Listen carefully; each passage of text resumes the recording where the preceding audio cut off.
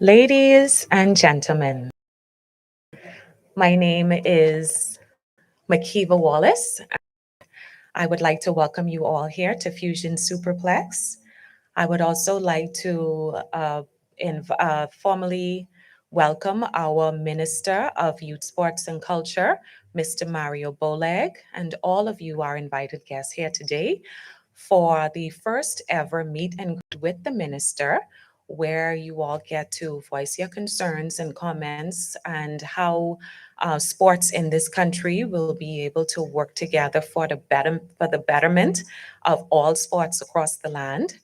And um, the media is here today. We'd like to thank them for coming as well.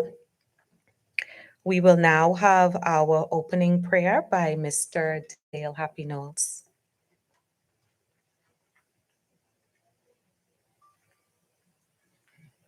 Good day, all. For those who are so inclined, will you bow with me? Almighty God, creator of the earth, heavens, and everything good within, we bow before you and humble thanks and praise for this blessed day, this day where we are able to come together as a team in unity to discuss the things that pertain to sports and our development as a country. And we ask that you ask us all to thinking, have open ears, and be energetic in our actions. These things we pray in Jesus Christ, our Lord and Savior's name. Amen.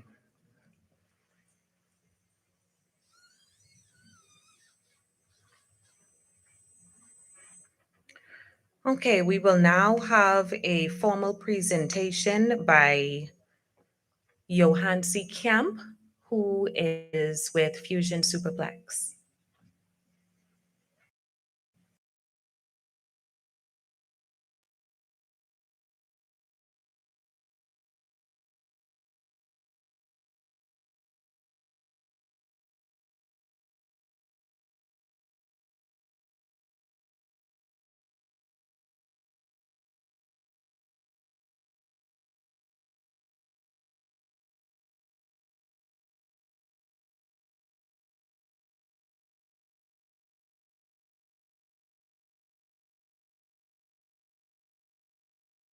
To thank Tommy Stubbs and the BES Association for all of their hard work and their efforts of pushing sports forward in the Bahamas. Now, in the because of the time restraints, as we know, we started about a half an hour late. I will not give a presentation today. Just wanted to come up and tell everybody thank you. We do have spaces available. We do have a lot of great functions here at Fusion that people do not know about. I will be here until the end of the event. So if anybody would like a tour or a package of what's available, please see me at the back. But once again, thank you and please enjoy the presentation.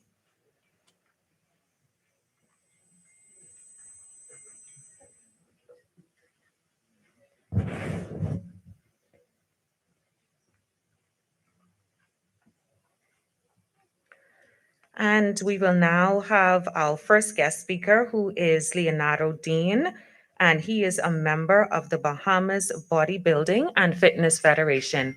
Welcome, Nardo Dean, please.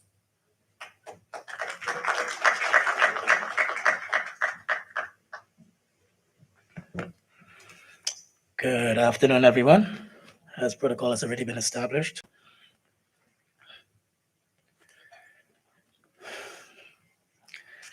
As I look around this room this evening, I see many great and noble persons, heroes and heroines, both past and present. Yet, through the eyes of my heart, I also see high hopes, but broken dreams. Innovative ideas, yet disappointments. Visionaries, blinded by stagnant progress, yet souls weary of well-doing. Yet hanging on because of their personal investment, genuine interest, and passion for sports in the islands of the Bahamas. I myself have been in the sporting world for over 40 years, having been a part of 7 different federations and participated on the high school and collegiate level, many local leagues, associations, several different national teams, and participating in many international events, holding several local and regional titles with related sports certifications and first-hand knowledge, practical experience in 13 different sports. So I know the lay of the land, and my passion for sports in this country is evident. I would like to share with you some of my hopes for the future of sporting associations and federations in the country. some which may have been tried or are in the process of being done. But please note, not to bash or to bring down anything or anyone, but to uplift our hopes, motivate our leaders, and bring some of our dreams back to life. Some here, sorry. So here are some of the points I would like to share with you as a family of federations and associations. No association or federation is an island. Although we represent different sporting disciplines with various goals, the common denominator should be the development of youth, sports, programs, and opportunities for the development of all the people of the Bahamas. Let us support the Bahamas Olympic Association and the North American, Central America, and Caribbean Athletic Association as they seek to open doors of opportunity and lend support to all federations and associations representing the islands of the Bahamas on the global stage. Always have a succession plan. Teach, share, and continue to groom new people interested in the sport. Not people just trying to be in the spotlight or in it for selfish gain, but people who sincerely have a heart for the sport and for our athletes. We need to strategically plan and carefully select representatives from each sporting association or federation to form a sports advisory council or board. So when we are faced with situations or challenges that affect sports in the country, we can have a voice and a seat at the table, all federations and all associations, to assist our leaders with ideas or information that can assist in resolving any issue at hand. Leadership should not always depend on who has the highest qualifications, who's the most popular, been there the longest, or any other similar factors, but simply persons with integrity who are knowledgeable, unbiased, experienced, accountable, respected, but more importantly, simply who can just get the job done. All associations and federations should act as professional entities in conduct as well as business. I'm sure it's been a struggle for many, but not for lack of some of our efforts. But we should seek to have offices, websites, uniforms, business cards, business plans, etc. There are sponsors and companies who want to work along with us, but we all need to represent ourselves well and be accountable for their investment in us. Many of our members are living on past glory and need to be encouraged to update their certifications, mentorship, or training programs. As it pertains to our athletes and coaches, developmental programs, sporting expos, seminars, ongoing classes, and training should be the order of the day to keep everyone on the cutting edge of their sport and of their discipline. For me, sometimes I pass in some fields and some gyms and I see some things that should not be happening. But we want to motivate our persons to stay on top. No dream or idea should be ignored, but at least listened to show our appreciation of the contribution, and it should be addressed for value. I have submitted many ideas over the years, and every now and then something so-called new comes up, and I'm like, oh, someone got the memo. However, it's a new day, and it's never too late to try new things. We need to try to introduce, teach, and develop more core sports within the schools, or partner with after-school sporting clubs, as long as they can facilitate what is needed to execute the sport correctly and safely. We have so much talent, but because of a lack of opportunity in some cases, potential world-class athletes will never get the opportunity to excel in a particular sport because they never had the opportunity to try it. Our potential greatness is held in some of our students, and some of our gold medals are just waiting on them. Let's all work together. Let's all work together to bring our various gyms, fields, courts, pools, and any other sporting venues up to world-class standards. We have lost many opportunities to host various world-class sporting and regional events, but we just do not have the sporting venues. But if we build it, I bet you the world will come.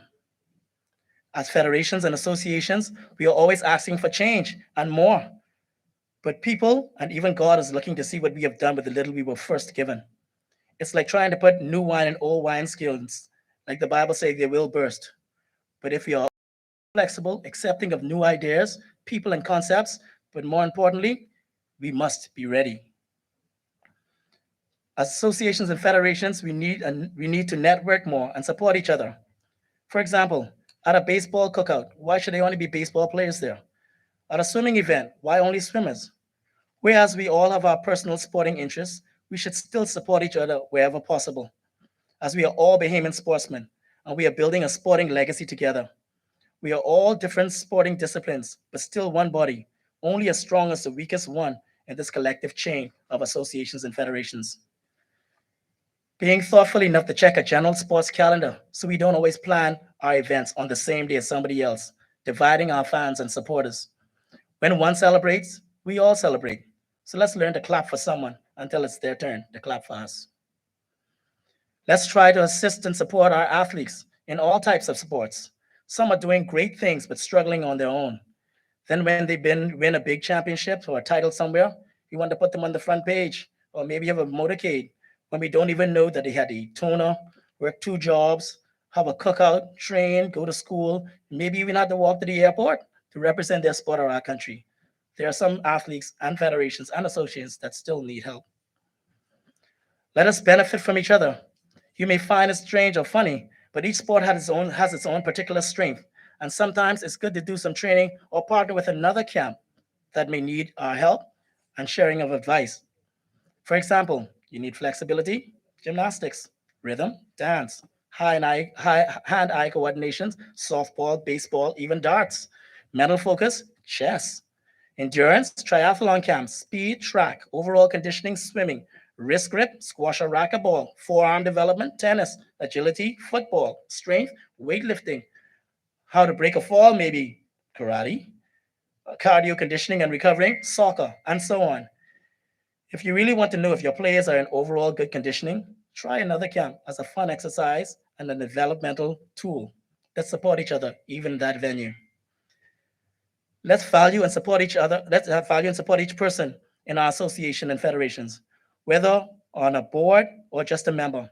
Sadly, there are some persons like dead stars in the night sky, whose light we still see because the light is traveling here, but the actual star in space, in real time, has burnt out a long time ago. Everyone has value, though, yet for a time and season. As leaders, we must sometimes learn to lead from behind and allow the ones who may have the answers, but in their quiet strength sit silently in the corner. Let them rise to the occasion at times and be good examples of your mentorship and leadership. Opportunities should be equal across the board. Yes, though grants and budgets may differ from association and federation, let's not neglect some of the so-called less popular or smaller sports. Yes, we know who they are, but they're still valued and needed in this country.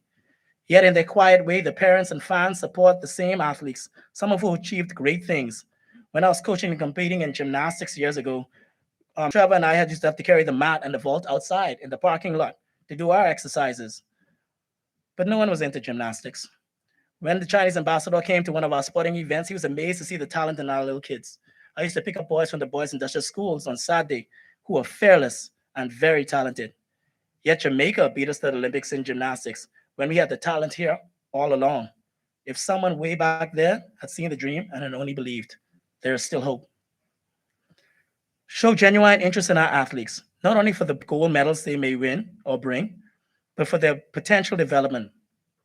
Great athletes need balance, hence my Body Onyx training line, the trilogy of fitness. We all need to focus on body, mind, and soul.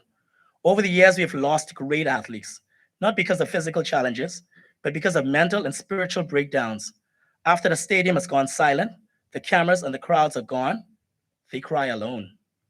Many of our former athletes who we once celebrated are now walking the streets and hurting. Who will cheer for them now? No former athlete should be left behind. Let's not forget the ones who paved the way. Yes, these persons may not receive cash, property, or the celebrations of today's champions, but I'm sure many of them in our associates and the federations of the past would like some type of acknowledgement from whoever, the association, federation, or our ministries. This is not just for them, but goes a long way in sharing the history of each sport and teaching the youth the who's and who in each individual sport. Let us come together and try to build and establish a sports museum. Yes, we all, or should I say no, we all will not get on the airport wall. But we can have a central place where the people of our country can indeed come, taste the excitement, read the history, and see pictures of all champions of sports, and maybe even be allowed to view a video library of some of our events and review our constitutions and the rules and regulations of each and every association and federation. I dreamed, and many years ago submitted proposals for a sports academy, here where all the sporting associations and federations are represented. And athletes, both local and international, can come and live and train and study specifically sport related subjects, certification courses, and degrees right here in the Bahamas as they train and perfect their sporting discipline. A national health and fitness initiative program like the one I did years ago, Get Fit Bahamas, and other similar ones that followed, that would span nationwide throughout our island, each federation playing their part, because like a spice rack, believe it or not, each of our islands have a special, unique flavor, something special to offer that another island may not have, like a coved harbor, hills, lakes, long roads, open fields, running paths, and available land just waited to be molded for our champions. Also, an elite fitness gym, intricately designed and designated for only elite, pro, and national team athletes, where they can get the sporting specific equipment, therapies, and trainers they need to excel. Our athletes should not have to wait to go abroad to experience this when the knowledge, experience, and talent is already represented amongst you, right here in this room. Each association or federation should encourage their pro athletes to come back in some way to give back to their federation, those who have graced the world scene that has made a name for themselves, whether financially, bringing scouts, introducing scholarship opportunities, or maybe just motivating the kids in a local neighborhood to live positive lifestyles, never give up on their dreams, for impossibility is only what is really possible, waiting for you to make it happen. Why have foreign athletic personalities on our Bahamian products when we have such a rich history of Bahamian sporting heroes right here, whose faces or achievements still are not even very well known by our own local people? In wrapping up, there's a story in the Bible in Mark chapter 2 of the friends of a lame man who couldn't get to Jesus. So they climbed on the roof and let the lame man through the hole in the roof where Jesus was. You may ask, well, why did they go through all of that? And why they could have just waited outside? Well, it was because they knew that everything they needed to accomplish their goals was not outside or anywhere else, but it was right in this room, like this room we have today. I say to you this evening that everything and everyone we need to continue to build the greatest sporting body of associations and federations in the Caribbean and last this hemisphere, who are applauded and respected by the athletes we represent with visions, open-minded, proactive plans, skills, talent, and the passion to make it happen are right here, right now, either watching or again, right here in this room. I want to applaud those who have had the passion, fortitude, and determination to go the distance. We all have our stories and have shed tears, enjoyed the laughter and triumphs, yes. Yet in spite of the challenges, idle talk, and disappointments, we have held on for this season, an era of a new beginning, should we choose to seize this day. Like a glass when broken, the light passing through that shattered glass passes through now a new prism, and it is reflected, and what once seemed one white light is now seen as a spectrum of colors. Those colors are each and every one of you, each and every association and federation having its own color. Yet when we come together, we shine as one light, one vision, one passion, and one goal. We are fortunate to have leaders in the persons of our Minister of Youth and Sports and Culture, as well as our Deputy Prime Minister and Minister of Tourism and Minister of Tourism, Investment and Aviation, who've already proven and shown their proactive interest in the change and development of local sports, sports tourism, our athletes, coaches, associations, and federations here in the islands of the Bahamas, and we thank them. Let us stand by and support them as they seek to uphold and support us. And a special thanks to Bess for hosting this event and for having the foresight and proactive, open-minded approach to working with us in any way needed to continue to contribute to sports and the success of each and every one of our associations and federations. Remember, strength plus knowledge is power. Power plus purpose gives direction. Direction and creativity equal success. In the Bible in Ecclesiastes, it said there's a time for everything. There are good people, and then there are the right people. There is a good time, and then there's a right appointed time. So I will not comment on what happened in the past, for the past is gone. Some things we just need to let go. We cannot stress about the future because only God has control of that. So let's just trust Him. But armed with new ideas, lessons learned, and the support of our leaders, what we are blessed with today is the precious present. and that present is now. Together, putting God first, and in spite of the environmental challenges, we can still make 2022 the best year of sports development ever. And once again, place the islands of the Bahamas on the top of the world, not just for a gold medal moment, but for a lifetime. We are more than a sun, sand, and sea destination. We are an athlete's dream, a powerhouse nation, built on a solid foundation of sporting associations and federations represented right here that create legacies of champions. The islands of the Bahamas is indeed a sporting paradise.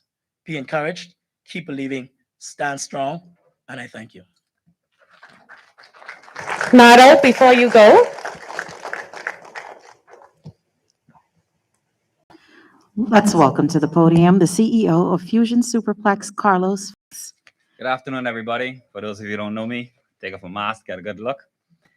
I wanted to take this opportunity to present this award on behalf of BES to Mr. Dean. I had an uncle who participated in bodybuilding in Freeport.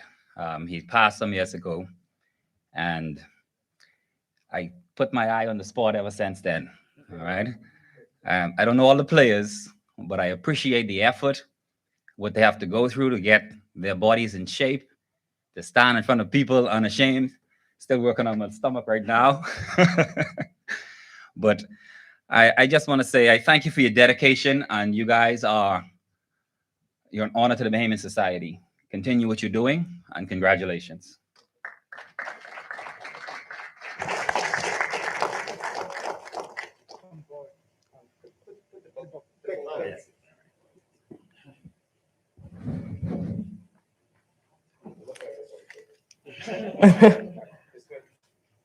so while they are taking photos, I want to call up our first association today, the GSSSA. A member of the GSSSA who's going to come down and give some comments. Okay.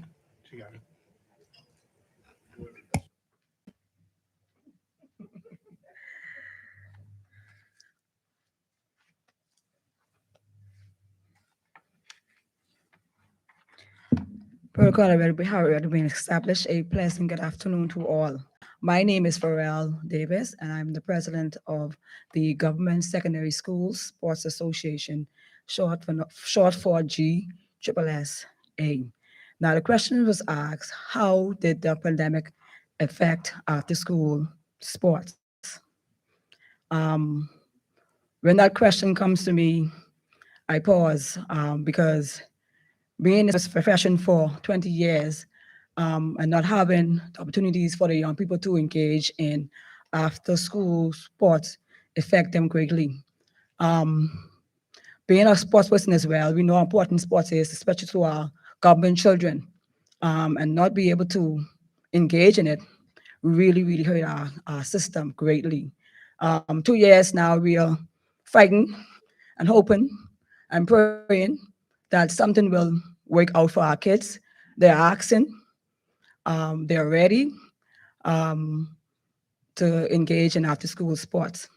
Everybody knows how important sports is. Just like academics, they go hand in hand. And we really need it to get our kids back out there.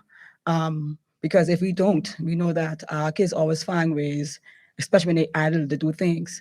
And so we're still hoping and praying as coaches that hopefully this year will be the year that we'll get after school sports back in running. And especially for those senior athletes who are looking for that scholarship opportunity to better their lives.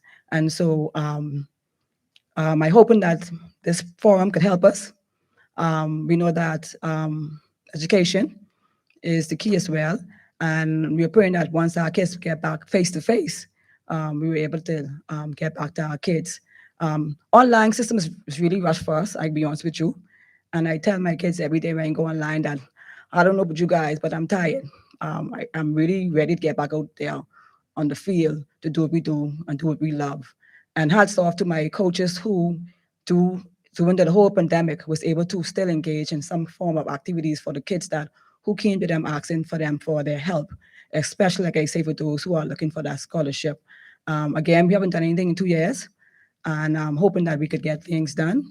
And also, too, if we don't do nothing after school, then how could we feed our national programs?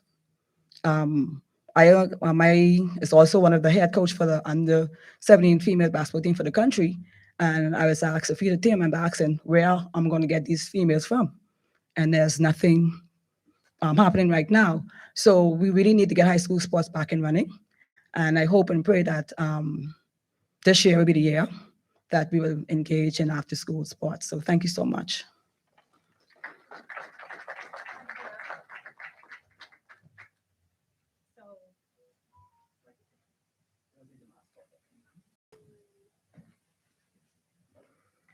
It was just recently I learned about all of the contribution that you made to sports in the Bahamas. And so we on BESS, Bahamas Events and Sports, wanted to present this award to you for your contribution.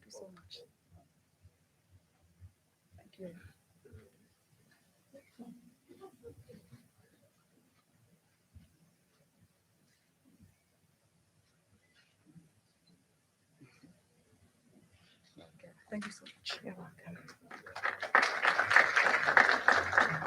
We'd now like to ask for the representative from the sports unit of the Department of Education.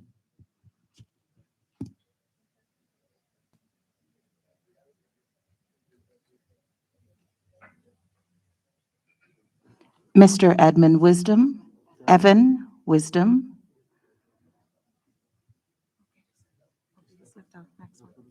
We will go to the representative for the baseball camp, Mario Ford.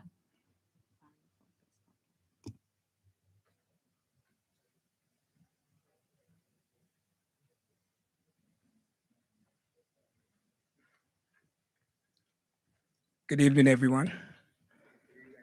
It's an honor and a privilege to be here, standing in the front of all of you prominent sport figures. I've been involved in baseball, at least in sports, all of my life.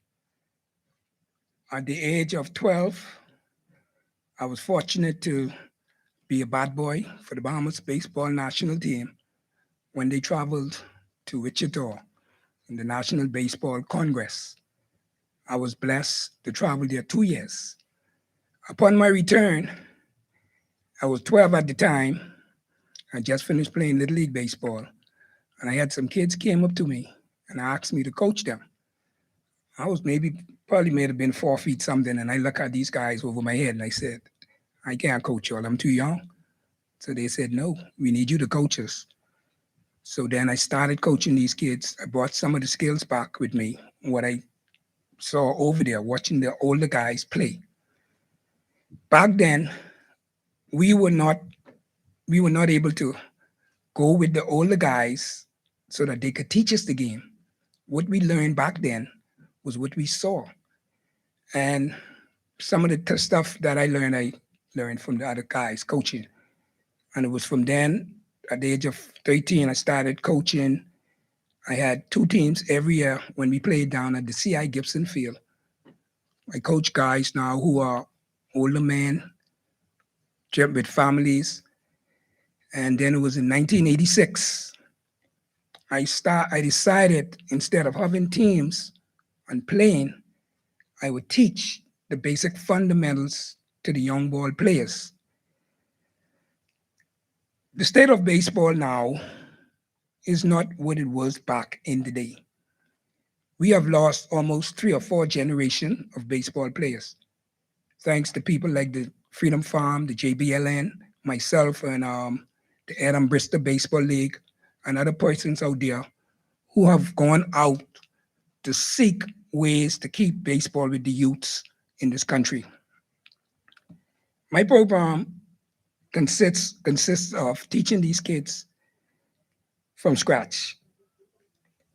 I take kids who have no idea about the game off the streets, using whatever resources I have from whatever other resources I can get. Most of my kids have hand-downs, and some of these kids have gone on further, either to college and on to the pros. Lately, I've had a few of them who have gone on. What I feel needs to be done in this country is that we need to start looking at the bigger picture, educating these kids through sports, because we have a lot of kids out on the streets, just their talents wasting. We need to get to the parents. That's what I have to do. I have a hard job, but I'm doing it. And we need other persons on board, not only in my area, but that's where most of the talent are. And basically, moving further, if different federations, persons can come together, and we need to get rid of this I situation. Let's stop being selfish. I've seen that over the years. It's not about me.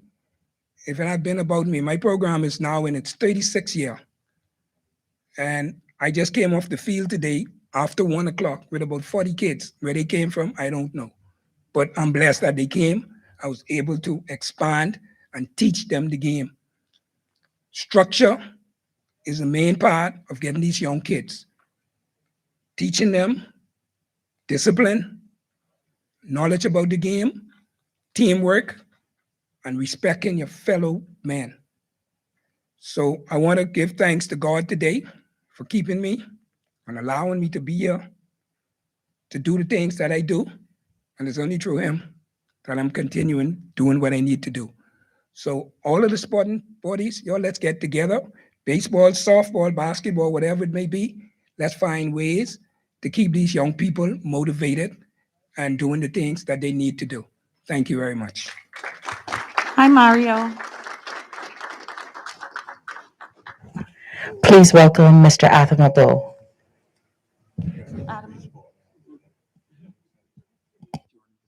So this award is for Adam Abo is going to be giving this award to Mario Ford for his contributions to sports in the Bahamas. Thank you.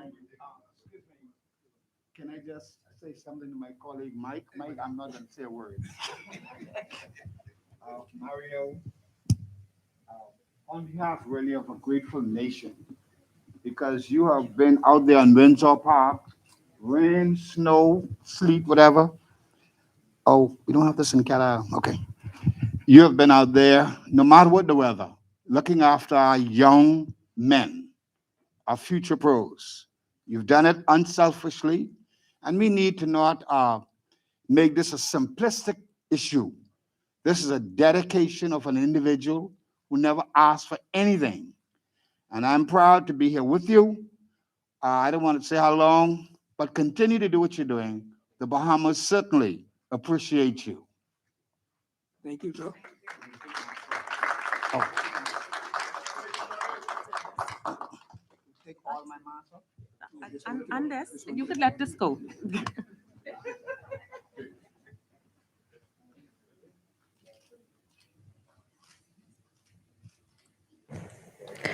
We'd like to welcome Mr. Evan Wisdom, representing the sports unit of the Department of Education. You'll have to forgive me. I at that age now, I got to use the bathroom plenty, so I had to make a run. Ladies and gentlemen, on a serious note, I stand before you today and I dedicate whatever I say today to a young lady by the name of Patty Johnson. Some of you in this room know who Patty Johnson is. She is one of our best female basketball coaches. I saw Patty at the Ministry of Education last week, and she has a health challenge. And it reminded me of my mother and my two sisters, what they went through. And so in the sports unit of the Department of Education, we're going to be doing something special for Mrs. Johnson, for the contribution that she's made to women's basketball and to the lives of countless young men and women. And so I dedicate this speech or this talk to you, Patty. Ladies and gentlemen, what I wanted to do is start off and tell you where we are, what we are going to do, and where we are going from there. I was scratching my head all weekend, when I saw the leader of Barbados, who has an economy, a tourism economy, that's 90% below the average and still come back and win every seat. And I was just scratching my head and thinking, how did Mia Amotley do that? And colleagues, his leadership. This young man talked about it today. A leader can take you into the bush, or a leader can take you where you need to go. It's as simple as that. And so I want to congratulate every single one of you sitting in here today, because most of you are doing this free of charge. You're not getting paid to do it, but you're helping in the development of our country. And so I thank you. I want to thank Makiva and Tommy also. This is an excellent gesture. I want to thank my brother, the Minister of Youth, Sports and Culture, who I had the opportunity to work with many, many years. And I am most thankful for his friendship and his leadership. And most of all, ladies and gentlemen, the humbleness in which he approaches his job. I'm almost the exact opposite. And I start with this story where I was rude to a permanent secretary one day because I got angry at him and he got angry at me. And it reminded me of sometimes the problems that I see, because I see all of you at some stage, because we have the human resource. And when I think about it, ladies and gentlemen, being rude to him, I needed him the next day for something to open up a gymnasium. And he told me, he said, Mr. Wisdom, what if I was as rude as you were to me? What if I had done what you did yesterday? And I simply wouldn't say good morning because I was mad. And colleagues, you are at your worst when you are angry. It's not your best time, you're at your worst. And so I want us to learn as we start and go on this journey with my brother, Minister Bowleg, to understand the most important thing is that we give respect where respect is due. It doesn't matter if you don't like me or I don't like you or what have you. Those are small matters.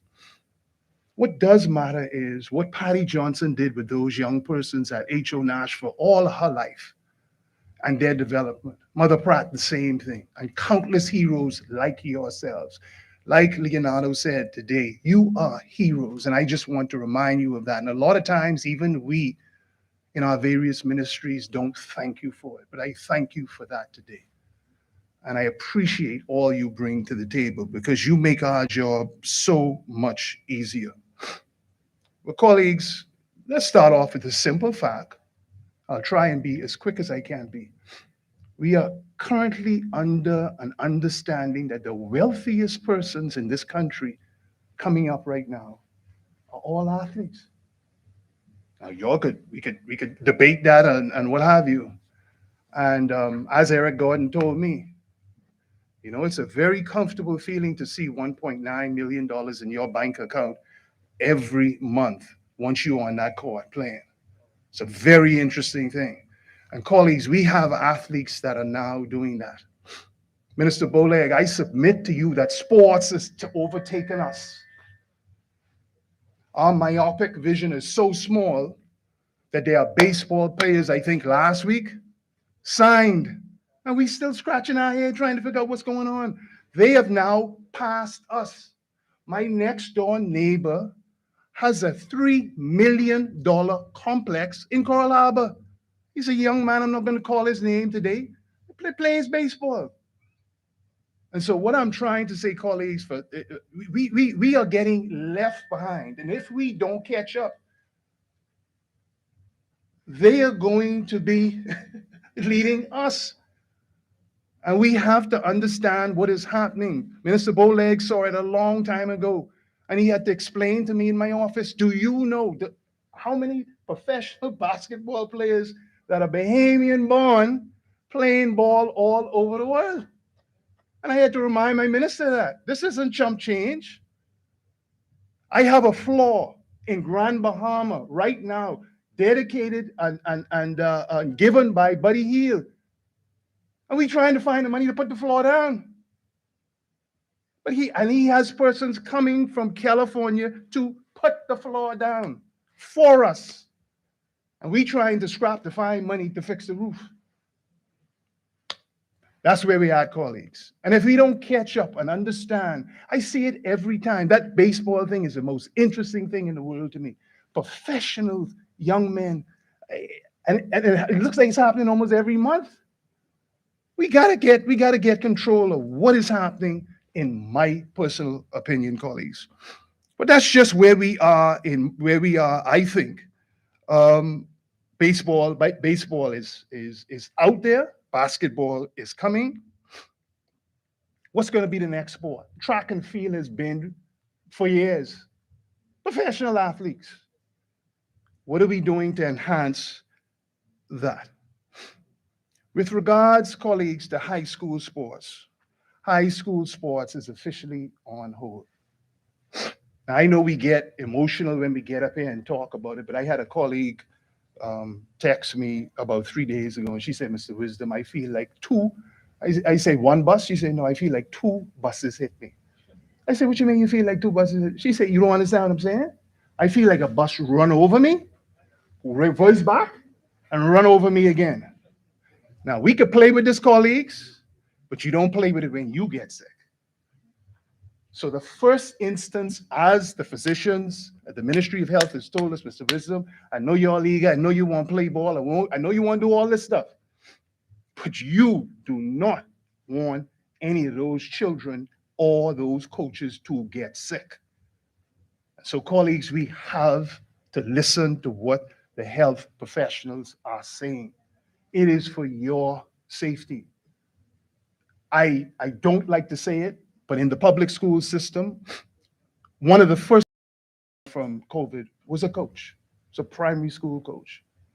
And we don't know how he got the disease, but we know one thing, that we have to be able to protect. We have to be able to protect our teachers. What is getting ready to happen on Monday is a very serious thing. We're putting unvaccinated children with teachers. Some of them are immunocompromised. I am one of them, heart and diabetes. So I only have one chance. Either go get vaccinated and try to fight it, or my demise. So, colleagues, we take that very, very serious, this challenge that we have with COVID-19. And sport has been put on hold. Now, with regards to Monday, what we are going to be suggesting through minute paper to the Director and Minister of Education, who have the remit through the Education Act for school sports and for children under the age of 18. We are going to suggest, as the physicians have told us, that we participate in non-contact sport first. Get those sports going forward, and then we look at the possibilities of other sports. Colleagues, we're not silly. We know that a number of our athletes, this has been debilitating for them. Can you imagine, as a parent, your child having a basketball scholarship, but because of something like this particular disease and the development process being sidelined and not being able to go to college? It's a serious thing, and we do not take that lightly, colleagues. So what we are proposing is golf, tennis, swimming, track and field, and chess. Now, I'd like for the press to help me with this. There is this misconception that those are scheduled activities. Those are not scheduled activities. Those activities are not scheduled activities. They are championships. They're not scheduled where we're running an event and every week you come in. That's not the case. I can tell you all that now. That's not the case. In our second phase, we may try to see what the physicians, based on this new source of variant, is, and look at what sports we can bring in and mitigate the spread of this disease. So there is some hope for sports, other sports. As we outside, the minister and I were talking about it. So there is some hope. But colleagues, it has to be done safely and it has to be done properly. So I don't want to just give you that list and say that they're not, the other sports are not going to take place. Okay, we're comfortable, and I guess I like track and field. We're comfortable where track and field is at right now. Jamaica is having an excellent time. They have a book about this thick with regards to protocols. We are in possession of that book. We get the one for physical education on Monday. We're going to look at that also. Okay, so we are trying to stay on top of this. It is very, very fluid.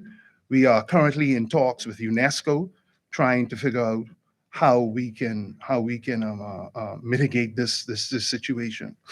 Colleagues, I want to close with where we are going, because this is the most important thing to us as a Ministry of Education. Again, these are proposals that we're putting before the Director of Education on the first hand and the Minister of Education. The most important thing we see is we want to be a giver to the development of the Bahamas is high school band development. When a football team comes here, we have what, 200 athletes, 200 athletes in total. We are looking at encouraging band development here in the Bahamas and using the South Florida area to bring those bands in. There are so much bands interested in the Bahamas and participating at the high school level that we'll actually have to bring them 6,000 by ship. Okay? Please remember, colleagues, some use it as wisdom, that ain't sports. Band competition is a competition. That's what we're interested in. And all of us know in this room, we survive by heads and beds. So if we could get thousands of them here, that is one of the things that we are looking at. So we're looking at band development in the first instance. We're looking at something that we've recently joined, the International School Sports Federation. And that sports federation, federation is international. Okay? We're looking at associating with Miami-Dade Public School System. We're looking at creating more national events, and we end with something that we are currently involved in, that is the National Championship Series. We will continue the National Championship Series to the best of our ability with the funding that we do have. I want you to now know, and I know Minister will be proud of this.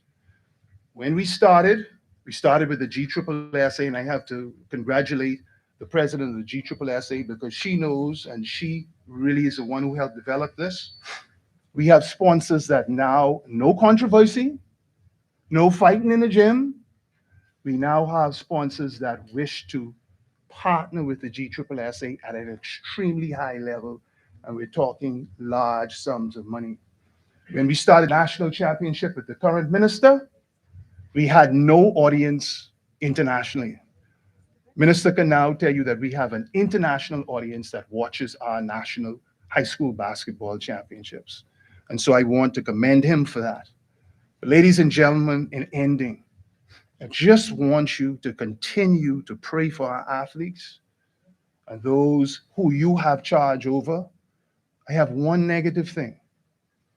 And we go through this every year. Colleagues, there are some unscrupulous people out there who target your organizations. And we want you to be extremely careful of that. We ask you every year, and we end up with a case every year. So we ask you to please pay attention to who you're allowing into these organizations to serve with you. And we appreciate your service to the Commonwealth of the Bahamas. Thank you very much. Thank you. I don't know what that means, but thank you. Ladies and gentlemen, one moment, please.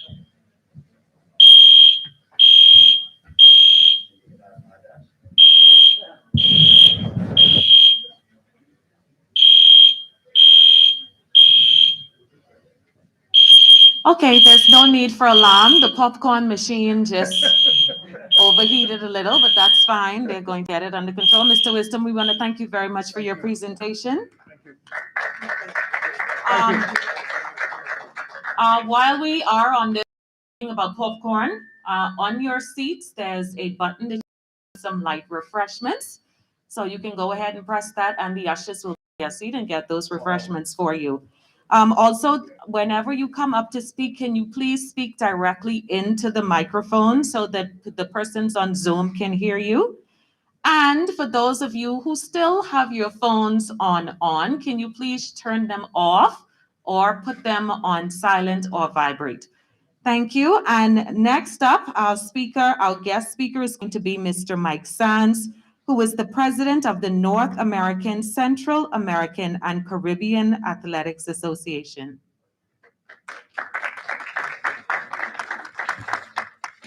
Thank you. Good afternoon. Standing on the protocol, I'd like to obviously recognize the presence of the minister and other special guests. I did get the memo about the dressing and also about 2 minutes. Be brief, be to the point, and be seated.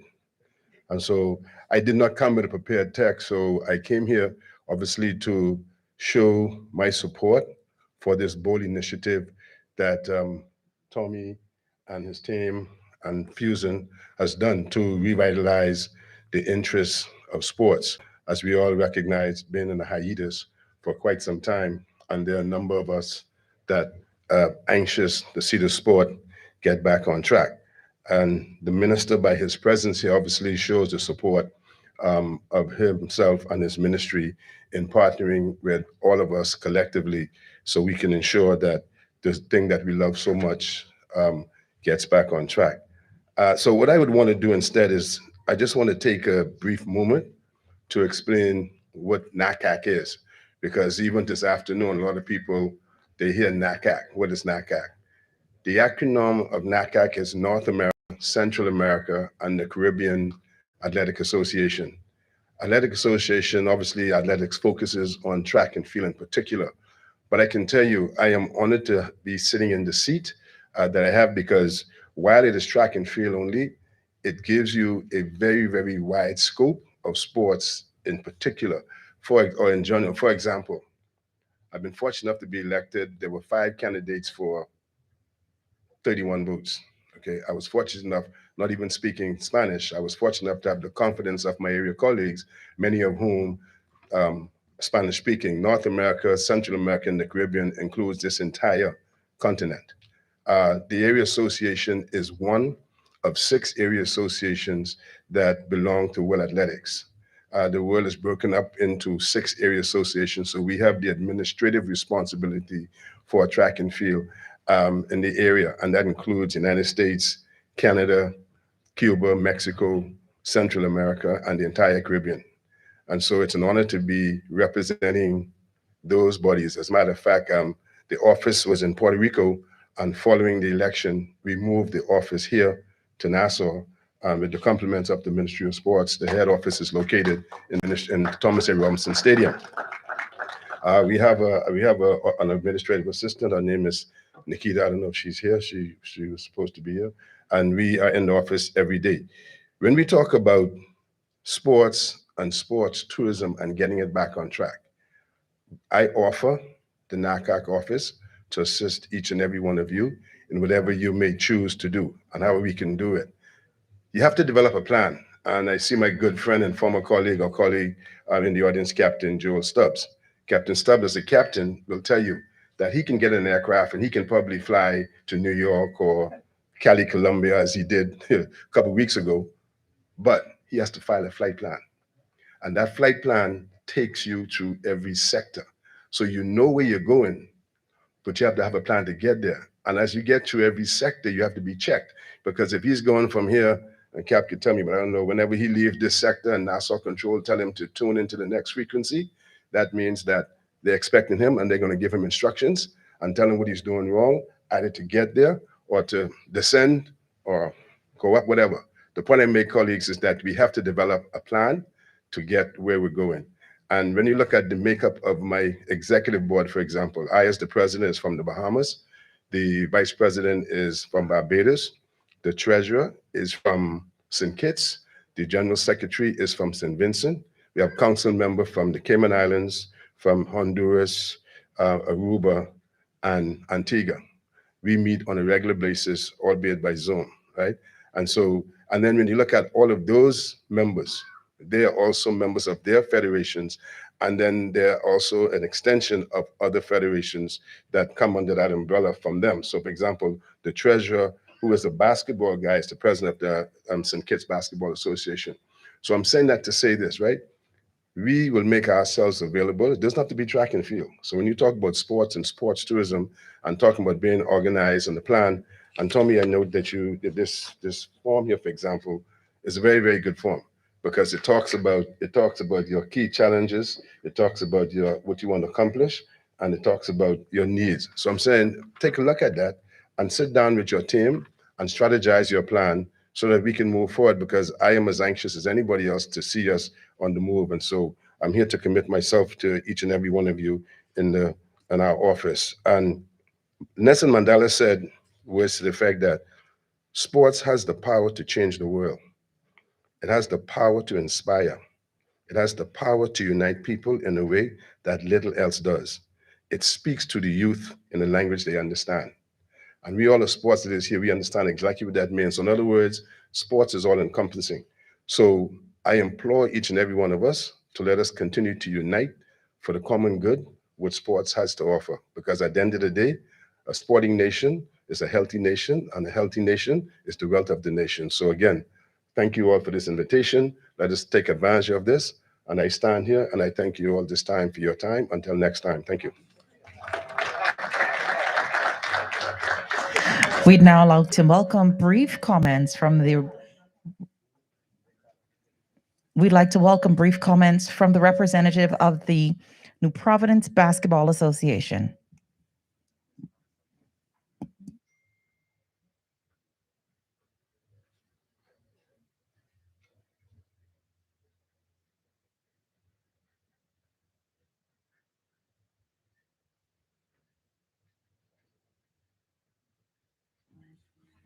One moment while we sanitize the podium, please.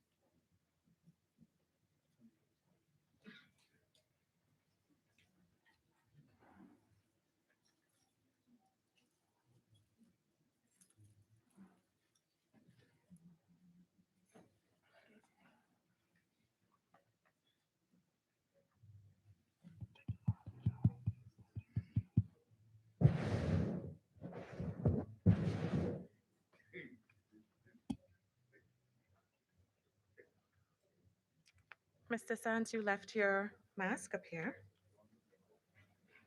You left your mask up here. That's... Thank you.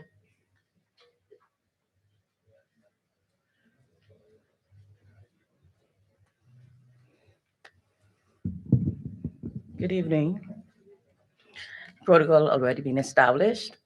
I bring greetings from the New Providence Basketball Association, where we are a group of persons interested in getting a lot of our younger players, younger boys, younger men, off the streets and playing the sport of basketball. As we speak, our phones are always ringing. When are we gonna get started? When are we gonna get started? So there are a lot of persons who are interested in playing sports, anxious to play sports in any shape, form, or fashion. I do hope in some way, some form, that we can get sports started again. Somehow. Thank you. Thank you. Brief comments coming now from the representative of the New Providence Softball Association.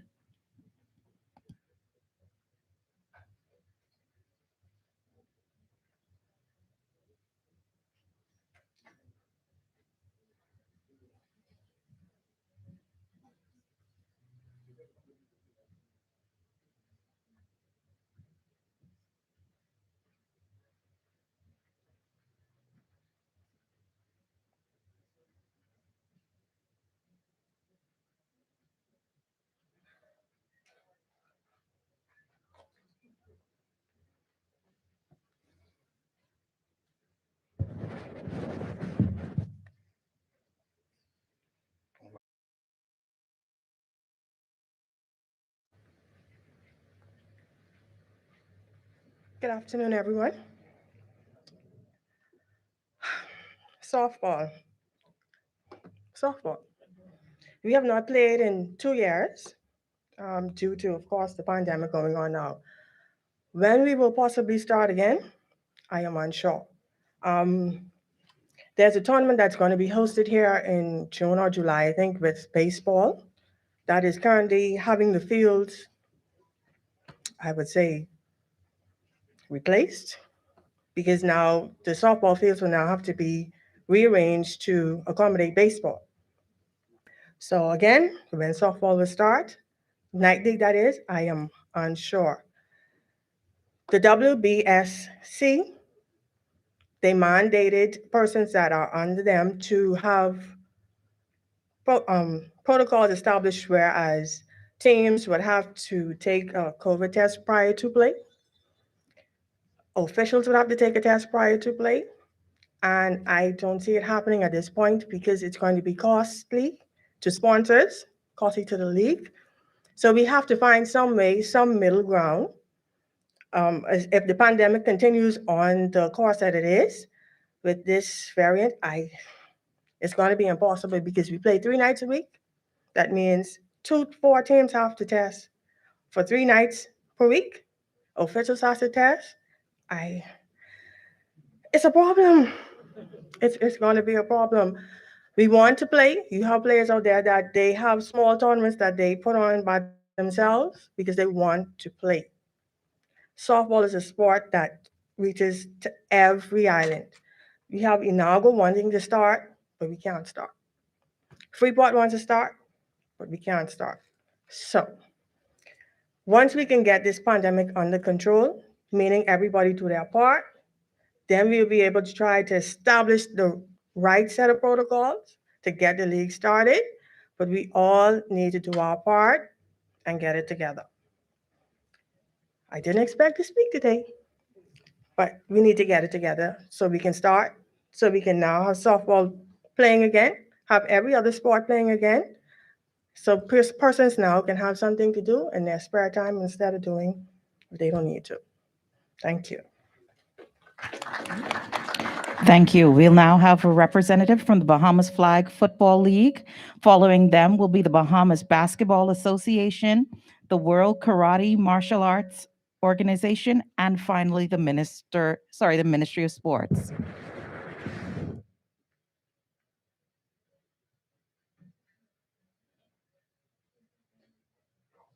Hi, good afternoon. Thank you for having us here today. We are quite excited to be here, and we're very interested in what exactly was going to be presented today. Bahamas Flag Football League, we've been around for more than 10 years, and just like most of you with the pandemic, we have not been able to play. It's been torturous for all of us.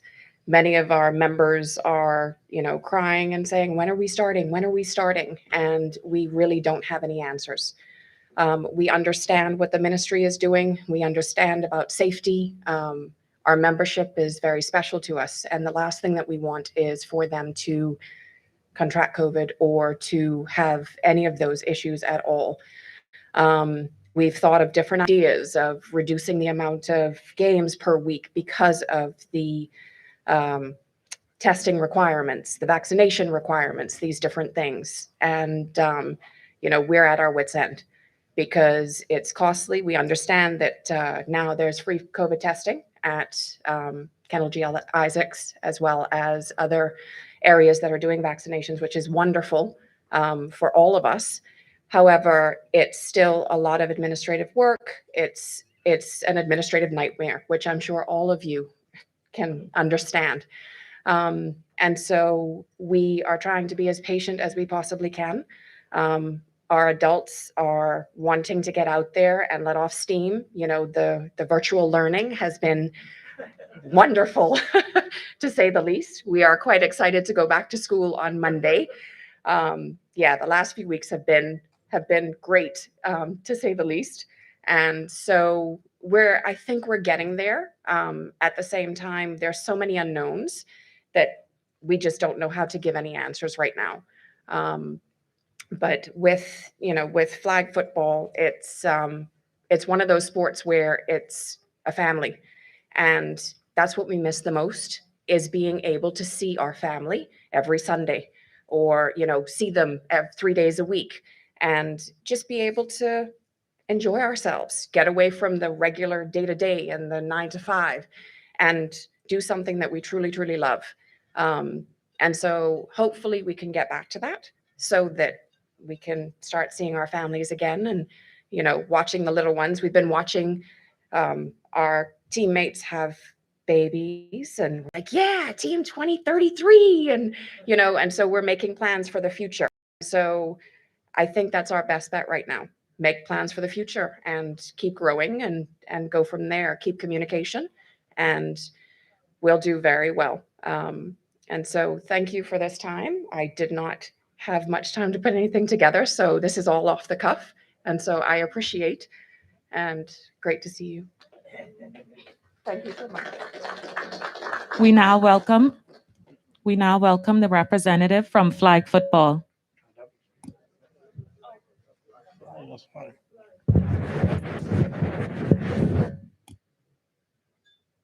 Sorry, the Bahamas Basketball Association.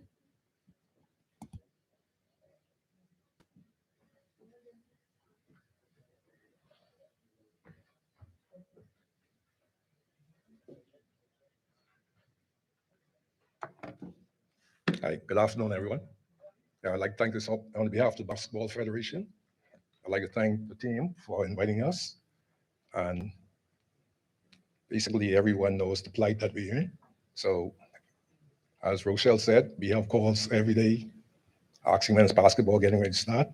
So I'm glad for this opportunity to sit back, listen, and help the sporting in the Bahamas, the federations, to help become independent and, be ready to, be ready to be self-sufficient. Thank you.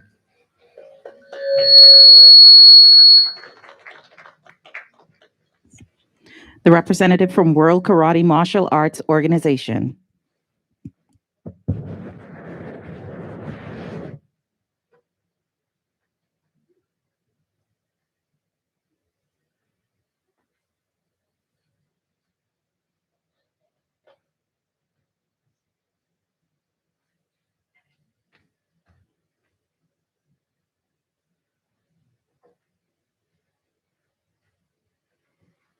Good afternoon. World Karate Martial Arts Organization has been around for about, say, 30 years, but the Bahamas Town Dojo Karate Academy has been around for 60 plus years. I've represented the Bahamas for 34 years from my four. Martial arts today is dwindled due to COVID and stuff like that. We have a chance moving forward in June for numerous of kids to basically try out for the U.S. national team. Pertaining that COVID doesn't hinder us. Martial arts basically stops crime because we grow models, role models for homes and stuff like that. All right, we just want assistance from everybody, like the Basketball Federation, swimming clubs, to come out to some of our events, and we'll network with y'all too and support y'all. No federation will move singly. If we move together, all of our federations will actually grow. All right. I did not nothing plan, but I thank you all very much for giving me this opportunity to talk to you all. All right, thank you very much. Ministry of Sports.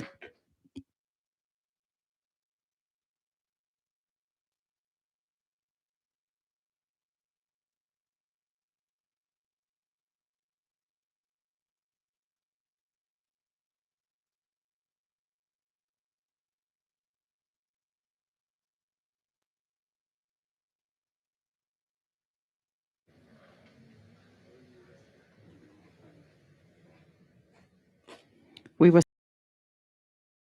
sports, but we will go to Esports.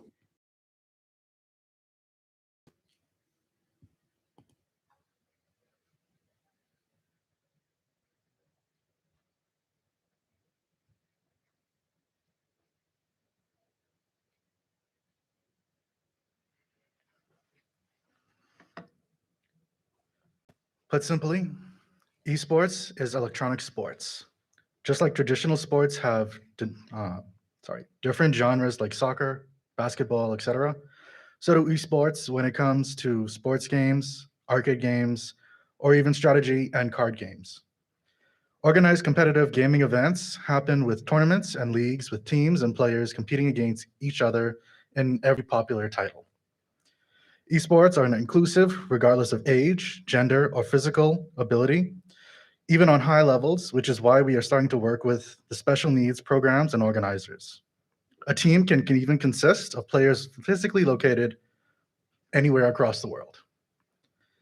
The Bahamas Esports Federation is an exclusive governing body for esports both globally and locally, with all events under the umbrella of the Bahamas Esports Federation. Our plans for 2022 are for Bahamians in general to benefit from the programs the BESF will be offering this year, whether it's boosting local trailblazers, hosting events, or training and educating the community. Some of these opportunities are for schools to participate in our STEAM program, which stands for Science, Technology, Engineering, Arts, and Math, which esports works with very well together. Research has shown globally that students in esports programs have become even more engaged and have improved grades, which we'd like to have here in the Bahamas. There are also other opportunities like scholarships, careers, and opportunities.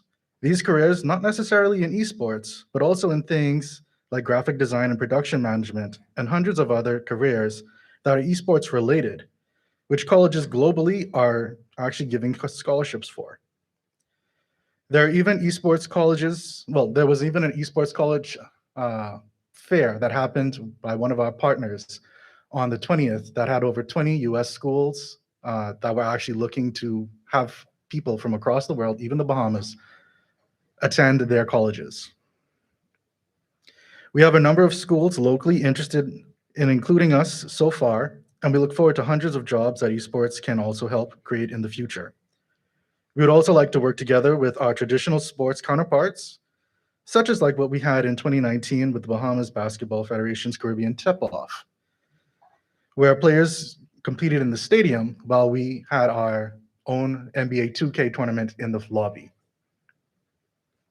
Lastly, we're also looking to build up esports tourism here in the Bahamas with a near worldwide company already interested in having several events here in the future, as well as possibly this year. In the time of COVID, esports is something that everyone can continue to play, enjoy, and be safe, as well as building the community holistically and preparing the next generation to have fulfilling careers in the digital age. Thank you. Our final comments will come from the Bahamas Rugby Club.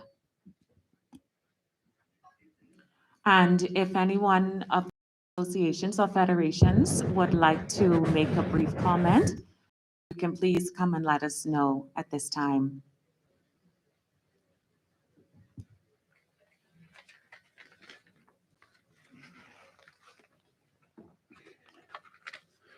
Good afternoon. Honourable Mario Boleg, the distinguished guests, colleagues and friends from sporting associations and federations.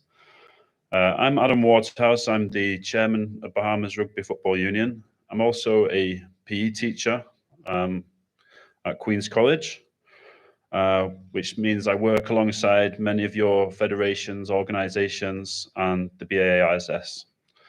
I share the frustrations from the president of the GSSA in terms of the school closures and the frustration of schools being shut to after-school sport and to not just the academic world. The children are frustrated as well and just feel shut out. In terms of what Leonardo was saying earlier about the improvement that we need to make in terms of coming together, I think we're making the first step in reopening the schools. Thank you for the opportunity to talk about the state of rugby and the state of sport in general moving forward. The state of rugby in the Bahamas is suffering with March marking the 2-year sort of anniversary of cancellations and postponements to competition. But we have we've suffered in terms of that we have missed out on Rugby World Cup qualifiers for international events, and we have not had any domestic competition in those 2 years. We have had some success in that we have managed to qualify some of our coaches. We've got a lot of new coaches. Unfortunately, the problem that we're facing is that they have no one to coach. We've sent a beach team, an international beach team, over to Florida at Fort Lauderdale, and they did very well, winning all their pool stage games and narrowly losing in the semi-finals. Again, COVID struck with 5 of our players who were meant to be traveling, contracting it the week before they were meant to travel, and we had to make some last-minute arrangements to our squad. In terms of sport in general, I'm not at liberty to speak on behalf of all the organisations and federations here present. However, I think we can sort of agree that there has been tremendous highs with the Bahamas now such a dominant force in the 400 meters and the track and field and athletics with the gold medals. So there's these tremendous highs that we can see.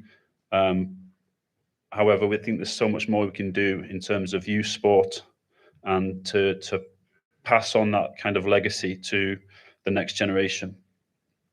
I do feel it is a light relief, okay, from what has happened domestically.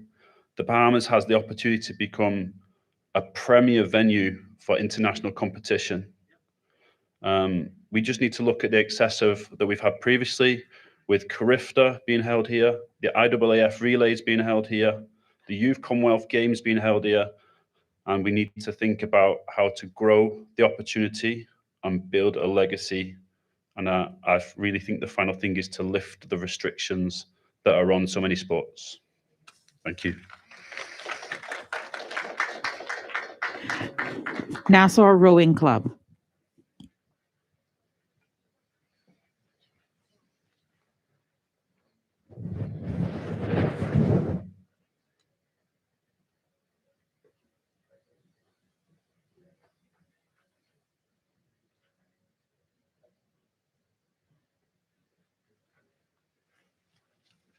Good afternoon, everyone. I am proud to represent the Nassau Rowing Club. It's great to see such a collection of other sporting bodies and federations here. Nardo, it's good to see you as well. Thank you for all of your contributions. Mr. Wisdom as well. Excellent seeing you, sir. All of us are familiar with Title IX being so close to the United States. And one of the interesting things about rowing is that when Title IX was passed, American football took the largest number and greatest value of scholarships. The second sport with the second greatest value of scholarships and greatest number of scholarships is women's rowing. Here in the Bahamas, we have a great opportunity. Lake Cunningham is basically more than twice the Olympic distance for racing. We have basically perfect water. There's no current. It's sheltered on both sides by ridges. In the past month alone, we have had a championship rower visit from Potomac Rowing Club in Washington, D.C. We had 20 rowers from the United States visit with Sparks Rowing, which is one of the preeminent recruiting vehicles for rowers in the United States. And we also had Kristen Kitt, who coxed the Canadian women's 8 to a gold medal in Tokyo, visiting as well. They have all gone back and they have said how great the conditions are here, and they are ready to come to the Bahamas. Dartmouth University, Colgate University, Harvard University are all sending emails. And so all of these things here is just to reiterate and magnify what my colleagues have here said, that the best is yet to come. We can all work together, and I think there's some great things that are happening. I would love to support you however I possibly can. If there are athletes who want to learn how to swim, we have members who are swim coaches, and we teach them how to swim. We want to work with the GSSA. We would love to get more government school athletes into our program. They row for free. We provide transportation. We teach them how to swim. We give them equipment and uniforms that have been donated from the UK, Canada, and the US. It's not just about recruitment. It's about retention, and it's about success. So to my colleagues, healthy body, healthy mind, looking forward to the future with all of you. Thank you.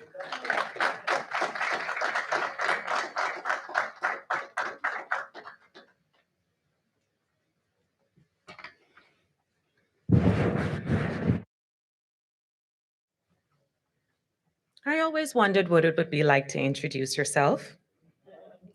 So earlier, for those of you who didn't catch it, my name is Makiva Wallace, and I am a part of BES, which is the Bahamas Events and Sports. We are responsible for the event being held here today, and we are a newly formed company headed by my husband, Tommy Stubbs. Most of you will know him from baseball, from organizing the Bahamas Bridal Show, which is sponsored by Buttons Formal Wear. You will also know him from doing boxing and a number of other sporting events around the country. He is very passionate about sports, very passionate about helping the youth in the country. And so it was very pleasing to him when we were able to reach out to the new minister and let him know that we wanted to put on an event such as this, where we can bring all of the sporting bodies together. And so the purpose of the newly formed company, Bahamas Events and Sports, was to help sporting bodies like yourself to be organized and uniformed, because in speaking to some of you, we realized that as much as you would like to do things on your own with organizing events, you just don't have the ability to. You may like to play a sport and you may know lots about a sport, but as far as organizing certain things, you don't know how to do that. And we're here to help. We've been organizing events for years and years, and not only just sporting events, other events around the Bahamas. So I'm very happy that you've all taken the opportunity to accept our invitation and come here today. This is our website. When we originally started the website, it was just to promote ourselves, but in talking to all of the federations and associations, a lot of them didn't have websites. So what we did was we created this, and anyone locally or around the world would be able to go on. And if you are looking for anything related to anything that's happening in the country, you can log on. We are the featured company, Bahamas Events and Sports, but there are other pages to the website. If you're interested in trade shows and fashion shows, entertainment. Thank you. Entertainment and activities, you can click on that, and it takes you to anything that's happening in the country. Event, if you're looking for an event or a wedding planner, you can click on that, and there are links to those persons' websites or pages where you can get information. So like I said, it's not only a one-track website, it entails a lot. If you have a sporting event, we do sports and event management, but you can click on sports and event management. And what it does, it gives you the links to a lot of companies that are involved with sports and events. So anything that you're looking for would be available here on the website. And so we've reached out to all of you, and we hope that if you need our services, you would let us know, and we would be happy to help you. Additionally, I wanted to talk to you from a management standpoint about some of the things that we faced with some of your federations and associations and clubs while we were planning this event. And it speaks to a lot of the ills that we have with planning events and organizing things. One of the biggest concerns we have is communication, or the lack thereof. Many of you we have emailed. We didn't get responses until this morning. Some of you we haven't gotten responses from at all. You just showed up here today. And that's not the proper way to run a business. And I think in cases like that, that is where Bahamas Events and Sports comes in, because if you were so busy trying to build your program, you're out there mentoring the kids, trying to find sponsors, you can't do it all. And that is the purpose for us in creating Bahamas Events and Sports. So it is my hope that you would trust us with your information to help you get through in building your program and everything else. So thank you so much for all of the federations that are here today. We did reach out to a lot of federations, associations, clubs, and for those ones who did come today, we thank you. And for those ones who are online with us via Zoom, thank you for technology. So we would just want to thank all of you for coming here today. Our final three comments will come from the Bahamas Softball Federation, the B3As, and the Bahamas Baseball Association. Following that will be our keynote speaker, the Honorable Minister Boleg.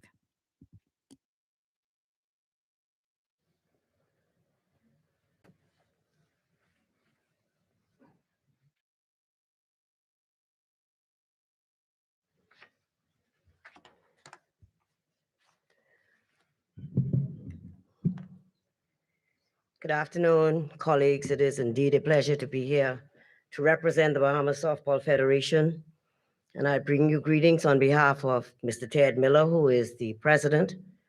I am Jennifer Isaac Stotson, the first vice president of softball, someone who's been involved in sports all my life. Evan, you laughing. I will be not too long because a lot of things have been said already. But the key thing for us as sporting organizations, of course, is speaking to the COVID-19, which has impacted not only the Bahamas, but the entire world. I think as a country and as organizations, we have to realize that COVID is here. It's not going anywhere. And we must learn to live with COVID. I think that that is critical. And we must adapt and do what it is that is necessary in order for us to resume sports, but do it, of course, working closely with the Bahamas Olympic Committee, with the Ministry of Youth, Sports and Culture, also with the Ministry of Health, and establishing protocols for each of our different sporting areas. Maybe as a suggestion, maybe a core group of federations can get together and perhaps look at that and start doing, establishing some health protocols for various sports. That is just a suggestion. But we have to look, of course, that funding is critical for sports. And we all know that the government alone, the public purse, cannot sustain sports. And so we have to look at ways in order to raise funds for sports. We've talked a lot about a lottery, but we've been very reluctant to do that.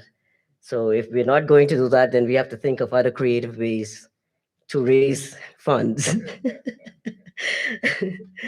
And of course, we understand that sports, of course, is critical to youth development and that it is critical to our youth developing many skills that they need to live in the world today, and particularly with dealing with conflict resolution. And that is something that I always tell people, sports, for me, has been the foundation of why I am where I am today. And I always tell people that if it wasn't for sports, I would not be here because it has taught me so many things. It's taught me discipline. It's taught me that there will be losers and there will be winners, that I may lose today and tomorrow we will win. And so we have to remember that as we look at sports, not only at the local level, but also at the international level. But again, funding is critical to all of our organizations. And so, Minister, that is something that we need to look at a little bit more closely. Really, that is all that I have to say. And I think that it is critical for us to restart sports and to do what it is that we have to do to ensure that we don't lose a whole generation of children, not only through education, but also through sports, because sports is the foundation for many things. Thank you.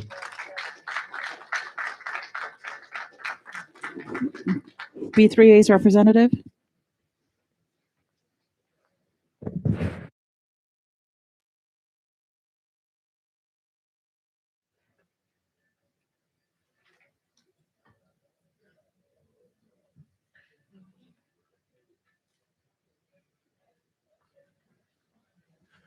Good afternoon. Like so many, I did not come with a prepared speech, but I thought that it was necessary to at least say something on behalf of my federation. There's so much that we've endured over the past 3 years. COVID has been a terrible monster, and there isn't much more that we can say other than it's been a damn nag. But in sports, I think it's just so important for us to change the discussion. And we need to begin thinking about more inventive ways.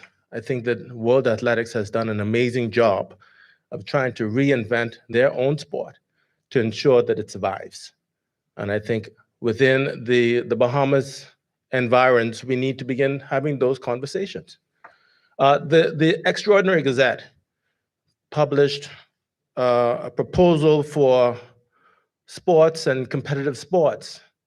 And it spoke about the requirement, I think in section 32A, if I'm not mistaken, where it talks about the recreation and competitive sports and what would be those requirements legislatively.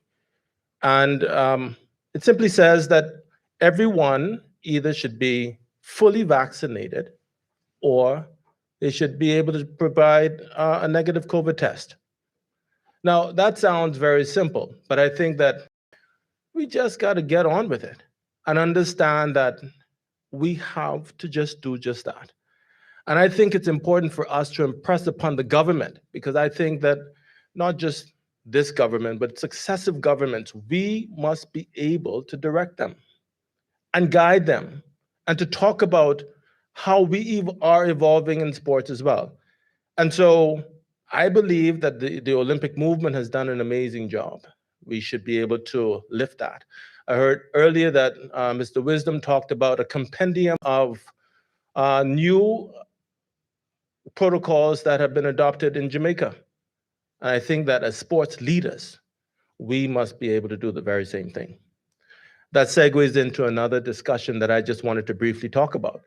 Makiba, let me congratulate you and Mr. Stubbs for this bold initiative. We talk so much about the power of sports, and it sounds so dreamy and romantic, but yet every day we're producing world-class athletes. Yet, member federations lack management skills. I think that it's an important initiative for the ministry in its stability among all sporting disciplines to ensure that we can train up administrators, because you are a good athlete doesn't necessarily mean that you would be a good administrator.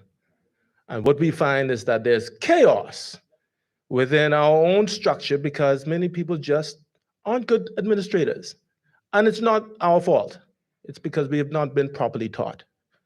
And if we want to be serious about sports, we certainly have to begin to take management more seriously. And I think that the other thing that we have to begin talking about is what are the limitations between one sporting organ to another? And how do we coexist at the same time?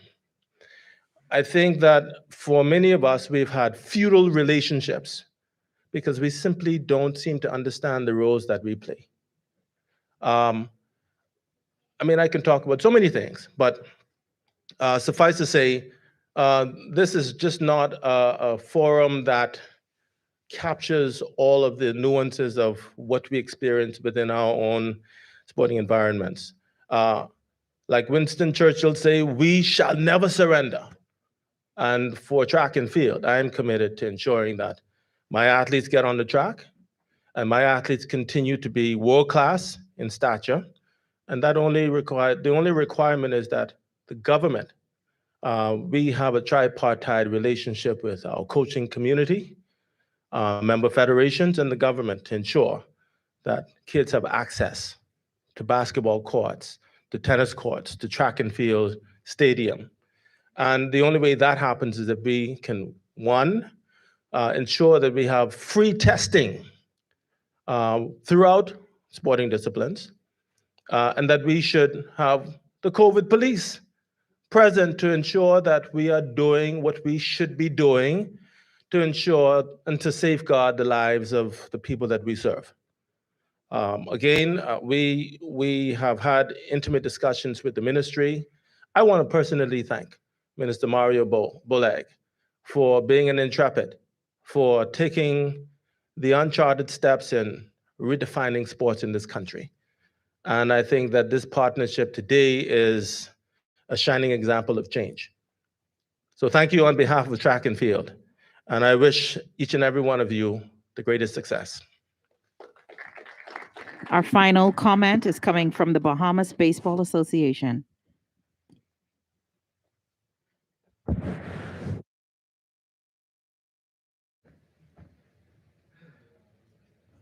Mr. Teddy Sweeting. I want to be left the best for last. Well, let me get started. You know, they asked me about baseball, right?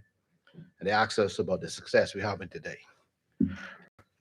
First of all, I want to thank God for the opportunity to be here. And always, I celebrated my birthday on the 19th, so I'm happy to celebrate another year here. Evan spoke a lot about our signings and what is happening, but let me just break it down a little bit for you. First of all, I thank our Prime Minister for selecting an awesome individual, Mario Bolag, to be our Minister of Sports. Mario has been in the trenches with all of us. He knows exactly what we've been through. He knows the fight and the battle that we all have to encounter. So we will support him. I know baseball will, and I hope all of the other sports will do the same. But they asked about baseball. In 2003, a grouping of young men made a decision to go back and rebuild the sport of baseball. In 2006, we took a national team, collegiate team, to the university games in Havana, Cuba. What an experience. On the mound was Neil Forsythe. The team was managed by Lionel Ferguson Sr. and Jeff Francis was the coach. I was one of the coaches. You ask what happened with these signings today. Neil Forsythe pitched 9 complete innings. And guess what? We defeated the powerhouse of the region, Cuba, 2-1. We don't celebrate it enough in baseball. But Neil was awesome that day, and I saw him and I watched that game. But the message today is the catcher was Greg Burrows Jr. He was in college at the time. The entire team was a collegiate team. Greg Burrows now heads what? Maximum Development, Max D. Okay. Our shortstop at that time was Jerron Sands. And guess what Jerron manages today? I-Elite Academy. The 4 signings that you saw recently, last weekend, 2 from Max D, 2 from I-Elite. One of the signings, Rugby, right? Reckley. Guess what? The 9th top international signee in the world.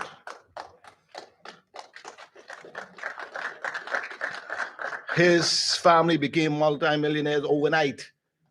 Okay? I know Mr. Wisdom didn't want to call the name, but Lucius Fox was one of those signees, was a multimillionaire overnight. And I only say that to say that we have to remember that sports is bigger than all of us. And we as a country have to now realize it. I call on our minister. The stars are aligning, guys. All of our sporting federations, the stars are aligning. We have a prime minister who loves sports. I saw the prime minister last year sitting in his suite while we celebrated Bahamian Heritage Night with Jazz Chisholm, our major leaguer. Okay. Now we have a minister of sports.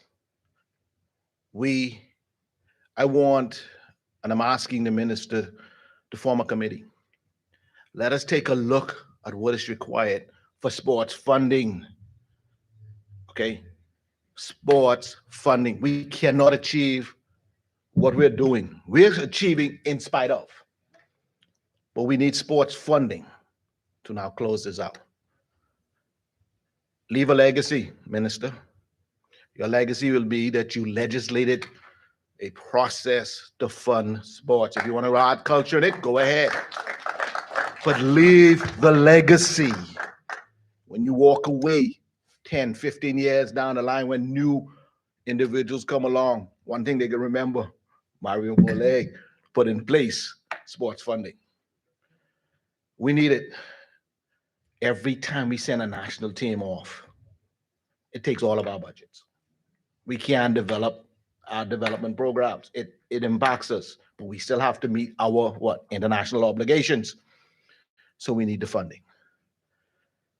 So I ask of all of us to always remember that as we go along and as we see what's happening in our world of sports today.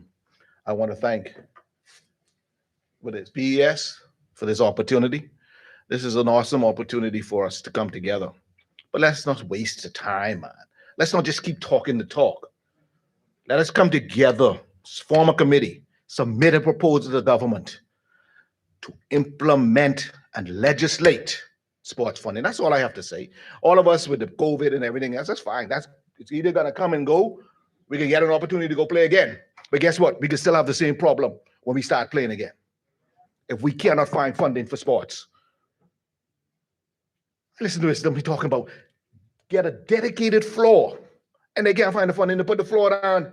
That's unbelievable. Let's stop this madness. We have athletes at the pinnacle of all of our sports: basketball, track and field, baseball, bodybuilding. Y'all call it swimming. We have elite athletes at all of them. But we sitting here playing games. Let's stop wasting time. Talk cheap. Let's come together. Minister, I end with this. Leave that legacy. Please leave the legacy for yourself, and it'll benefit for it. And I leave a quote with you from Zig Ziglar. Success occurs when opportunity meets preparation. We started the preparation now. Let's come together. Let's finalize this, and let's do what is needed for the benefit of sports in this country. Thank you. So you know how when they say there's a last minute entry, ladies and gentlemen, we have a last minute entry. This Mr. Kent Bazard from Mixed Martial Arts. He will come and speak, and right after him, we will have Mr. Tommy Stubbs, my good old husband, who's going to introduce the minister.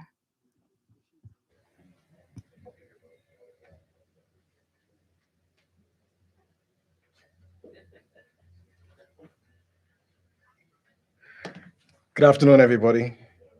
I would like to say thank you for this opportunity. Protocol already being established. I'm going to spend about 60 seconds, but I felt led just to bring greetings today. First of all, from Bahamas Martial Arts Federation. The Bahamas Martial Arts Federation was formed by an act of Parliament in 1975, and we stood on the backs of some great Bahamians. I am the third president, and it's a very prestigious position. Martial arts has always been one of those sports that has always been looked at as a hobby, but I truly believe that martial arts, and I just said this a few days ago on the radio, it's one of those foundation activities that provides basic personality, basic movements, basic strength and flexibilities for all sports. And if you look at a lot of professional athletes, even if they don't have a martial arts background, a lot of them go back and participate in or incorporate martial arts into their present training to augment their performance. So martial arts is one of those key sports that we look at. This position right here, which is what we like to call athletic position, but that is the basic stance in martial arts called the horse stance. And you find it in every single sport, from baseball to weightlifting to volleyball. It's in every single sport. So I want to just to give everybody a little bit of insight into that. And also, I am a sports physician. I did my postgraduate degree was in sports medicine. I'm also a certified sports performance trainer and nutritionist. So I work with a lot of different athletes on a daily basis. And more than ever, I am able to see the type of talent that we have. And I just said this to somebody today. We have genetic freaks among us. And I think that we've been missing the boat for decades now. There are so many other sports. I mean, our track and field legacy is almost untouchable, but there's so many other sports that we can be looking at, field hockey, there's so many things that we can explore. And I think that the one of the administrations should take the opportunity to say, let's try and have some type of sports summit, sports seminars where we bring some coaches in, have some athletes try some new sports, because we can have scholarships for these athletes, not just for track and field, but for lacrosse and rowing and football, soccer. So I think that we should dive a little deeper into that and explore more with our range of sports. And I also wanted to say that I trained in Jamaica, and if it's one thing, I'm a very proud Bahamian. And it's got me in trouble a few times. And when I go to Jamaica and I see the type of effort and attention that they put into their athletes at the high school level, it's almost embarrassing. But for example, we worked with an athlete who facilities were made available for him to leave school to come to our sessions to get his training and then go back to school. All the transport was arranged. The trainers were there. Of course, he was one of our athletes to work on. And then he went back to school. He did his practice, and then he had his catch-up sessions afterwards. All of that is arranged for him, and this is the public system. So I think that sometimes it's not always about throwing millions of dollars at it.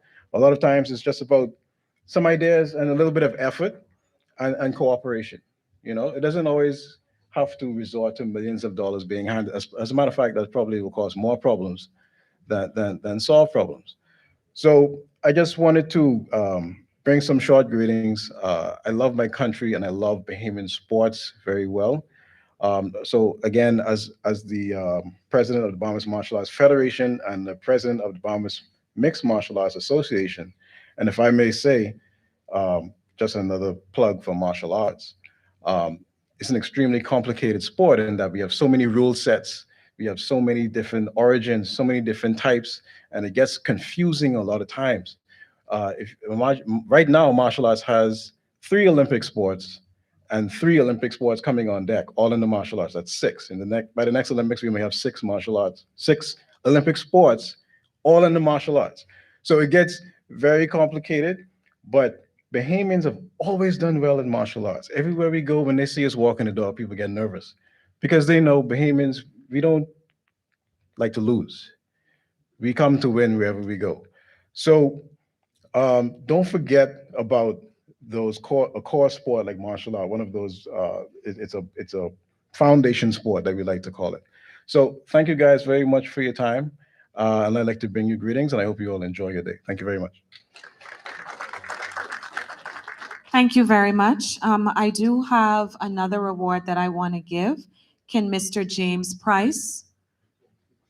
Mr. James Price, can you come, please?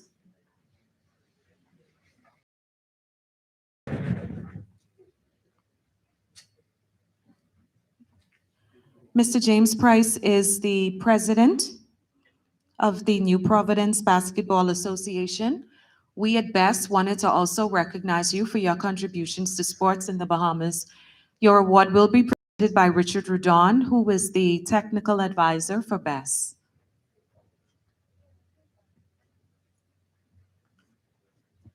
Thank you very much. I'll give him a hand clap.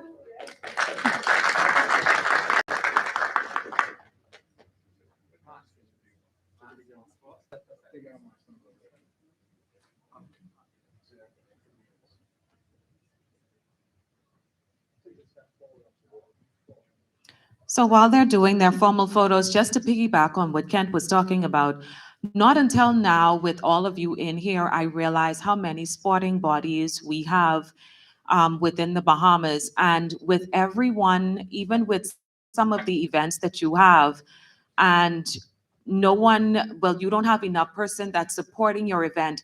It boggles me why our different federations, associations, clubs, and sporting bodies can't support each other. So there's no reason why aquatic swimming can't call on bodybuilding for their persons to come and support an event that they're having, or for equestrian, and I'm just still learning how to pronounce that word.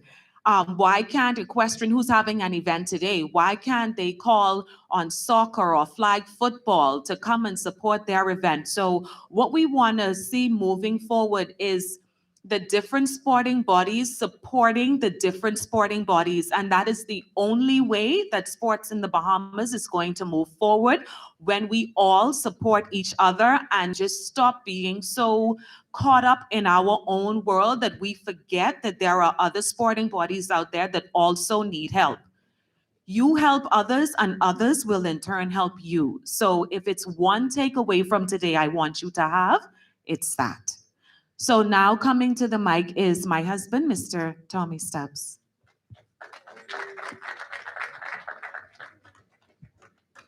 Good evening, folks. Before we get started, I'm here to give the vote of thanks and to also introduce my good friend, Mario Boleg. But we have a special award, the last one. Mr. Mike Butler, would you come up? And Mr. Mario Boleg, would you come up?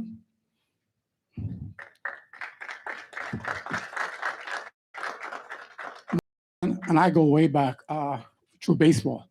And Mike has branched off into tennis as well. Mikey and Mario Ford are two of the gentlemen who do great work in our community. And I didn't want today to go without recognizing Mike Butler. I've known Mike Butler since he was 14 years old with the Junior League program, and I've watched him grow. And I think some of me has rubbed off on Mikey with helping back in the community. Mr. Mario Boleg, could you come up, please? Yes. You'll be staying up the rest of the time. So you're not here by chance today. You wanted to be here. You trust and respect us to put on this event because you showed up, and we appreciate that. The video that is being shown, being recorded today, you will get a copy of that to remember this day. You cannot add up the amount of money you have spent on these various part of. I know about it. I've been a sponsor. It has been so discouraging to some degree through Buttons Formal Wear, where we sponsor so many things, and people seldom recognize your work. Okay, so Maggie, this is an award for you for doing your great work. Keep it up.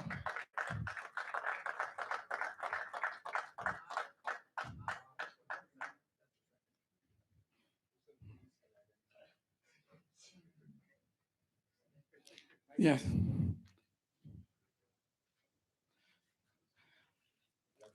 I know what it's like being up in the night, not sleeping because you want to get your project done. I've been through that. I know about driving a team up and down the United States while organizing the entire event and being the driver and catching in baseball. I know the struggle. I've been there. This is why I'm so moved and excited about seeing all of you come to support this event. All of you have said some great things, and now we don't want this to just go away. My wife made it clear. We have to network. If we don't network, we will fail. We cannot rely on the Americans and everybody else to come in here and do what we can do, all right? You seldom get a thank you for your good deeds, and I personally want to thank you. I see what you're doing. I drive around, I see you're working. I see you're not getting all the support you want. You cannot rely on government to do everything for you. And this is why networking is so important, okay? When I started Bahamas Bridal Show in 1990, that was the goal and that worked. So now I'm bringing my talents, you could say, to sports to see if I could coordinate you guys so you could work together and make it one big event where everybody support each other and get to know each other. Before you leave today, you should meet some of the newcomers. I only know about maybe 1/3 of the persons in this room. And that's why I'm moved to see so many of you. Many of you heard of each other. And so this is your first time, so get to know each other. So now Minister Boleg, he asked me if I would be on his advisory council. And I asked him, what do you do? what is the advisory council? I will not embrace on anything that I don't know about, because when I put my mind to it, I don't want nobody to hang me up. Okay, so but as it is now, I don't need to be on an advisory council. Okay, because I will help whoever need the help. Okay, and that's what you guys should do. You don't have to have a position in order to contribute. Just contribute because you love the sports. So, Mr. Minister, we thank you for being here today, and I know you had a little bit of drama, but it's good to see you here. And also, I can't forget my media friends. In case you guys didn't know, I used to work for the Nassau Guardian. I was a sports writer along with Fritz Stirrup, Goofy Brown, long before Brent Stubbs started being a reporter. That's how long it was. I can't believe time has gone so far. Okay. No, you can't get me. I'll see you home later. All right, so guys, thank you for coming, and do reach out to us. We're here to help. Somebody asks us, how are we going to get paid if we help you? Don't worry about that. We'll figure it out. We'll tell you. Just call us and tell us how we could help with your event. For example, table tennis has asked us to plan an event for them, and we will do it, and we'll work out the details. All right, so don't be afraid to reach out to us. Don't try to be a hero all by yourself. If we can't do it, we'll get other people in this room to help you. Okay, so I now introduce you to the Minister of Sports, my good friend, Mario Bole. Thank you.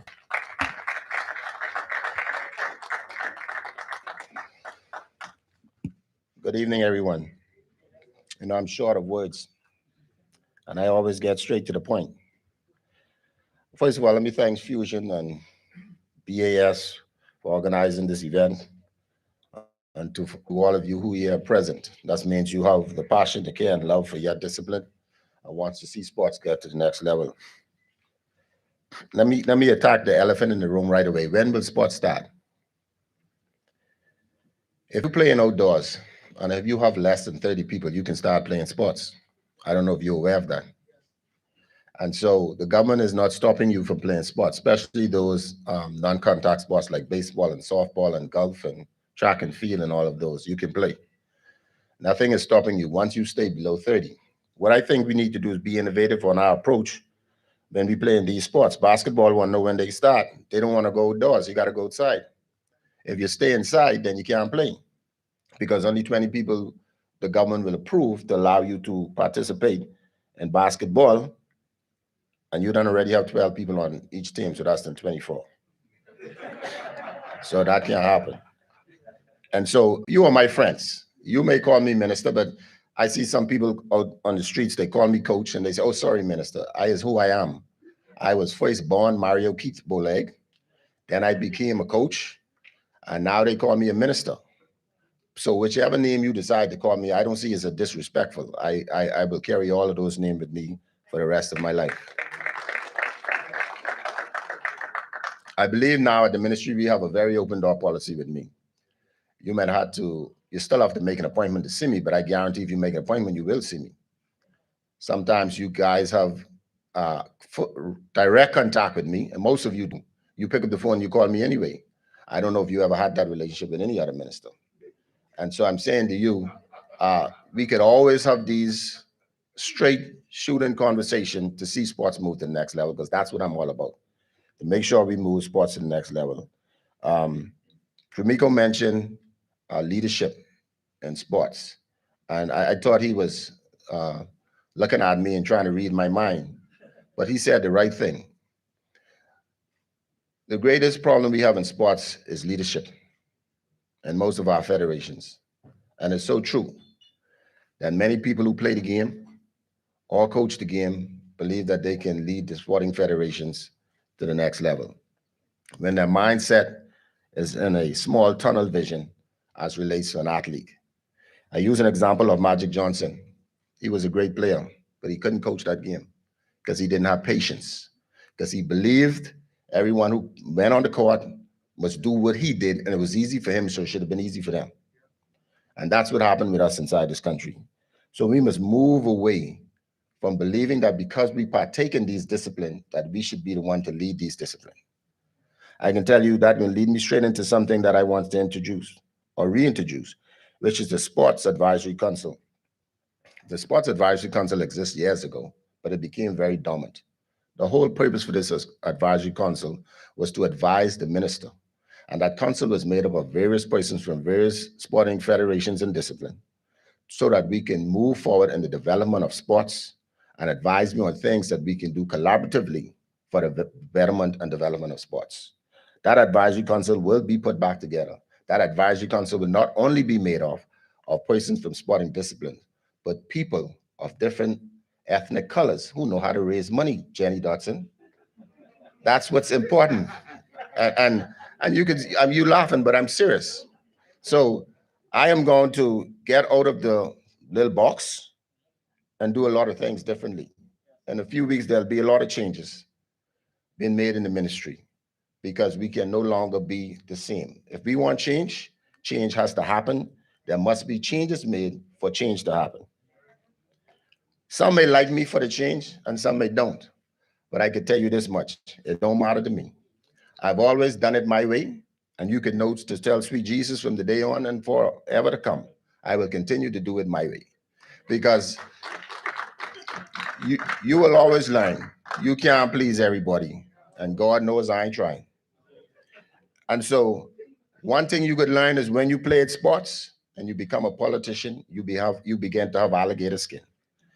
When you lose, you cry, you get up, and you come back and fight to win the next day.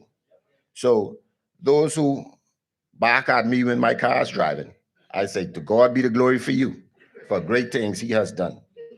Because I'm going to continue to move and watch those dogs bark at park cars. They don't bark at park cars, so I'm not going to park and let you. They like when you stay in the shadow so they could lay up under you and say, we ain't going nowhere. But I can move and make sure the sun shine on them and tie a bone to my car so they could keep coming. One thing we have done is under this administration, as we have approved for the next 10 years, $40 million to go towards facility development throughout the entire length and breadth of the Commonwealth of the Bahamas. We do believe that if we have the proper facilities, especially in the Family Islands, we will be able to develop those diamonds in the rough. The next Stevie Gardner does not have to come from Abaco to go to Nassau to attend school to know that he is the best in the country. And I assure you that as of the next budget year, we will commence our development and uplifting and preparations of those facilities in the various Family Islands. We will strategically approach each Family Island one at a time so that we can ensure all sporting disciplines has a home and a place for preparation for the next up-and-coming 2023 Bahama Games.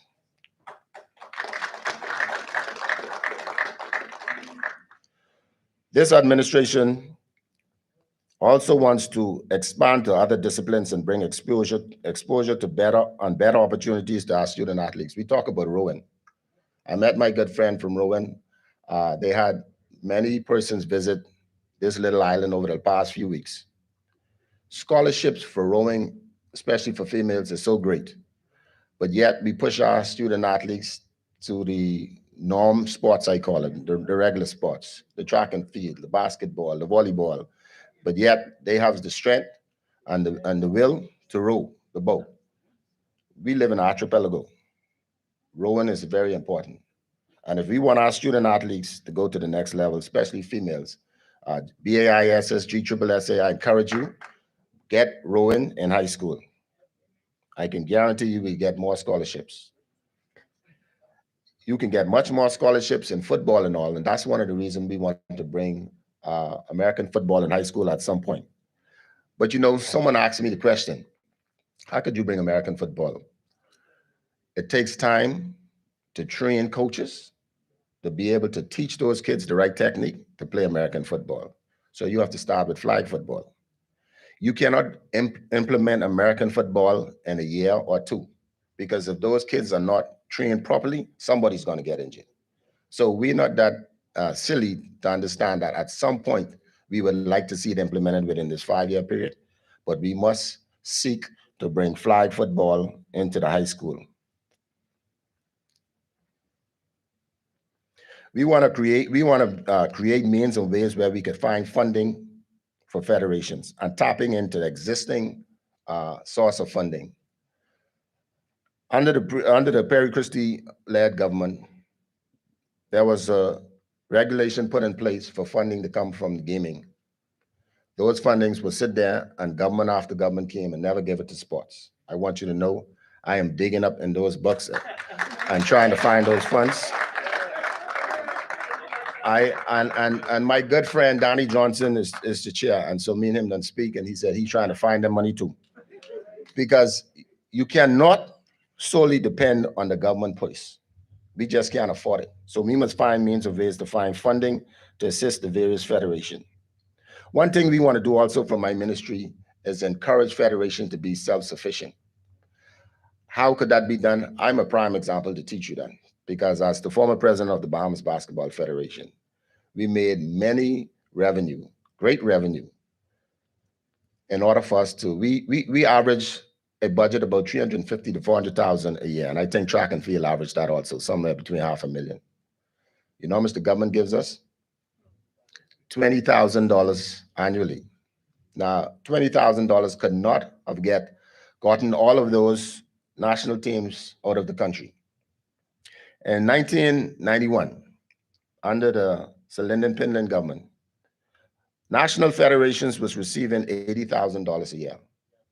We now, 31 years later, and we're receiving $20,000 a year. We've pedaled backwards. It is my mandate to ensure that I increase the grants for federations for those, and those grants will be increased of where it should be 31 years ago.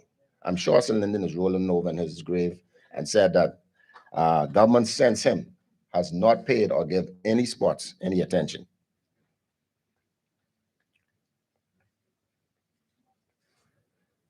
We believe that all federations should establish a program that will allow their grants to increase by way of incentive. And my ministry will roll this program out soon. We do believe that, this is what I call them. I don't want you to call them that. I call them the white collar sports, the swimming, the tennis, the golf. Those sports what is not played in the inner city. We're encouraging those federations to go in the inner city and make the basketball court a tennis court. Take the park and hit the golf ball, and the kids with no shape and no shoes will walk out there and ask you to swing the golf racket, the tennis racket, and the golf stick. And I assure you, we will find our diamonds in the rough. The only reason these kids, or I should say, the kids who represented us right now, who all represent us well, are the best because they have the opportunity. I could assure you, if federations goes in the inner city, we will find names never heard before come to light, and then we'll have those diamonds in the rough. And I intend as the minister to incentivize an increase of your grant. You will get your regular grant. But if you can come to me and said, I find these 5 kids in Baintown, and you can take care of their kids and you don't have to charge them to go to your swimming club or your tennis club or your golf club, then we will incentivize you. But you got to go and find the best, because the best is not just because my child could pay for it or your child could pay for it, and then they get to represent our country. We want to relaunch Sports in Paradise. And in order for us to relaunch Sports in Paradise, we do believe strongly that the federations go out to seek to bring events to the country, not just events that, because it's a national team event, you got to look at ways of bringing other events that will bring exposure and give our kids opportunities to scholarships. When we talk about federations being self-sufficient, a few years ago, and I know volleyballers in here, I don't know if nobody in volleyball, but we approached them. And when the Basketball Federation created Summer of Thunder, which we found out that a lot of NCAA men's basketball team wanted to come to the Bahamas because it was a quicker flight than going to Europe and Asia and all Alaska and all these far places to play scrimmage games. They decided to come to the Bahamas because they was getting quality games. Every sport and federation in this discipline in this country could do the same. Because one day they approached us for volleyball. Vince Smith died a few years ago, and we had spoken to Vince, and he was about to get that up and going for volleyball. And he died, and he carried that with him because nobody else in volleyball ever picked it up. Had they created their own tournament for the off season, volleyball teams would have come here. They'd have been funding themselves to be able to create the revenue that they need for those teams to travel. Gone are the days you should have national teams on the light with a bottle for $1. That's a disgrace. It's a big disgrace. We have to be, as federations, we have to continue to communicating with the ministry. Sometimes you come to us, we're not going to answer you right away, especially me. I believe that you need to prove to me you want to walk, you start making the steps, and if as you fumble or fall, I will pick you up. But you just can't come knocking on my door every event and not trying to find $1 for yourself. And that's the only way we can improve in this country. So federations, make yourself self-sufficient. If you want to know how to do that, you listen, Tommy said it earlier, we have foreigners bringing teams to this country and they making thousands and millions of dollars. I will use one agent for an example in basketball. I will stick to basketball because I just get out of there.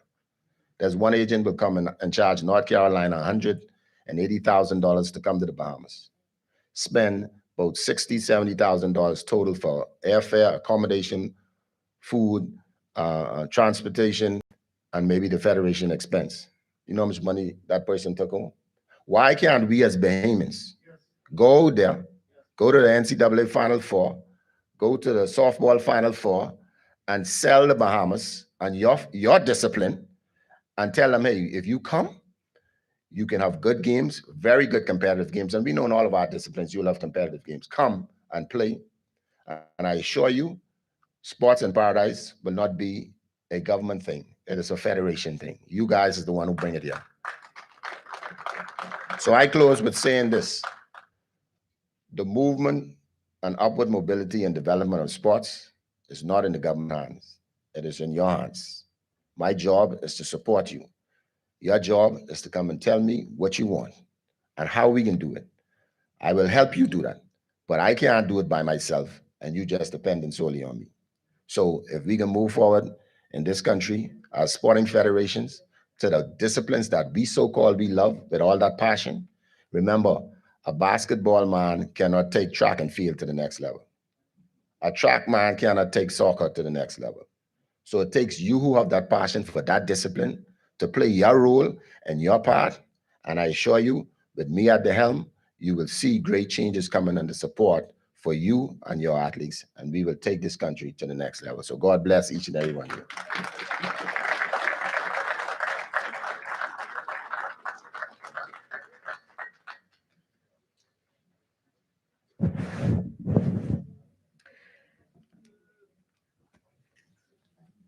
Whew. This was a good one. Thank you so much, everyone, for coming. We emailed you. We also gave you a copy of a questionnaire that we need completed. We really want to share that with the ministry. So if you can complete that and send that to us, that'll also help us to help you. So thank you very much for coming. I also want to thank Fusion Superplex, who partnered with us today to have this event. And Fusion is a second home for us. So we're hoping that Fusion can be a second home for you for all of the events that you have. You can feel free. There are representatives from Fusion here. If you haven't been here before, you can tour the facility and see what they have to offer. So thank you very much. And all of the federations and associations that are here, I want to thank you all for coming. And if you wish to speak with any of the representatives from Bahamas Events and Sports, we would love to talk to you. Thank you and good evening.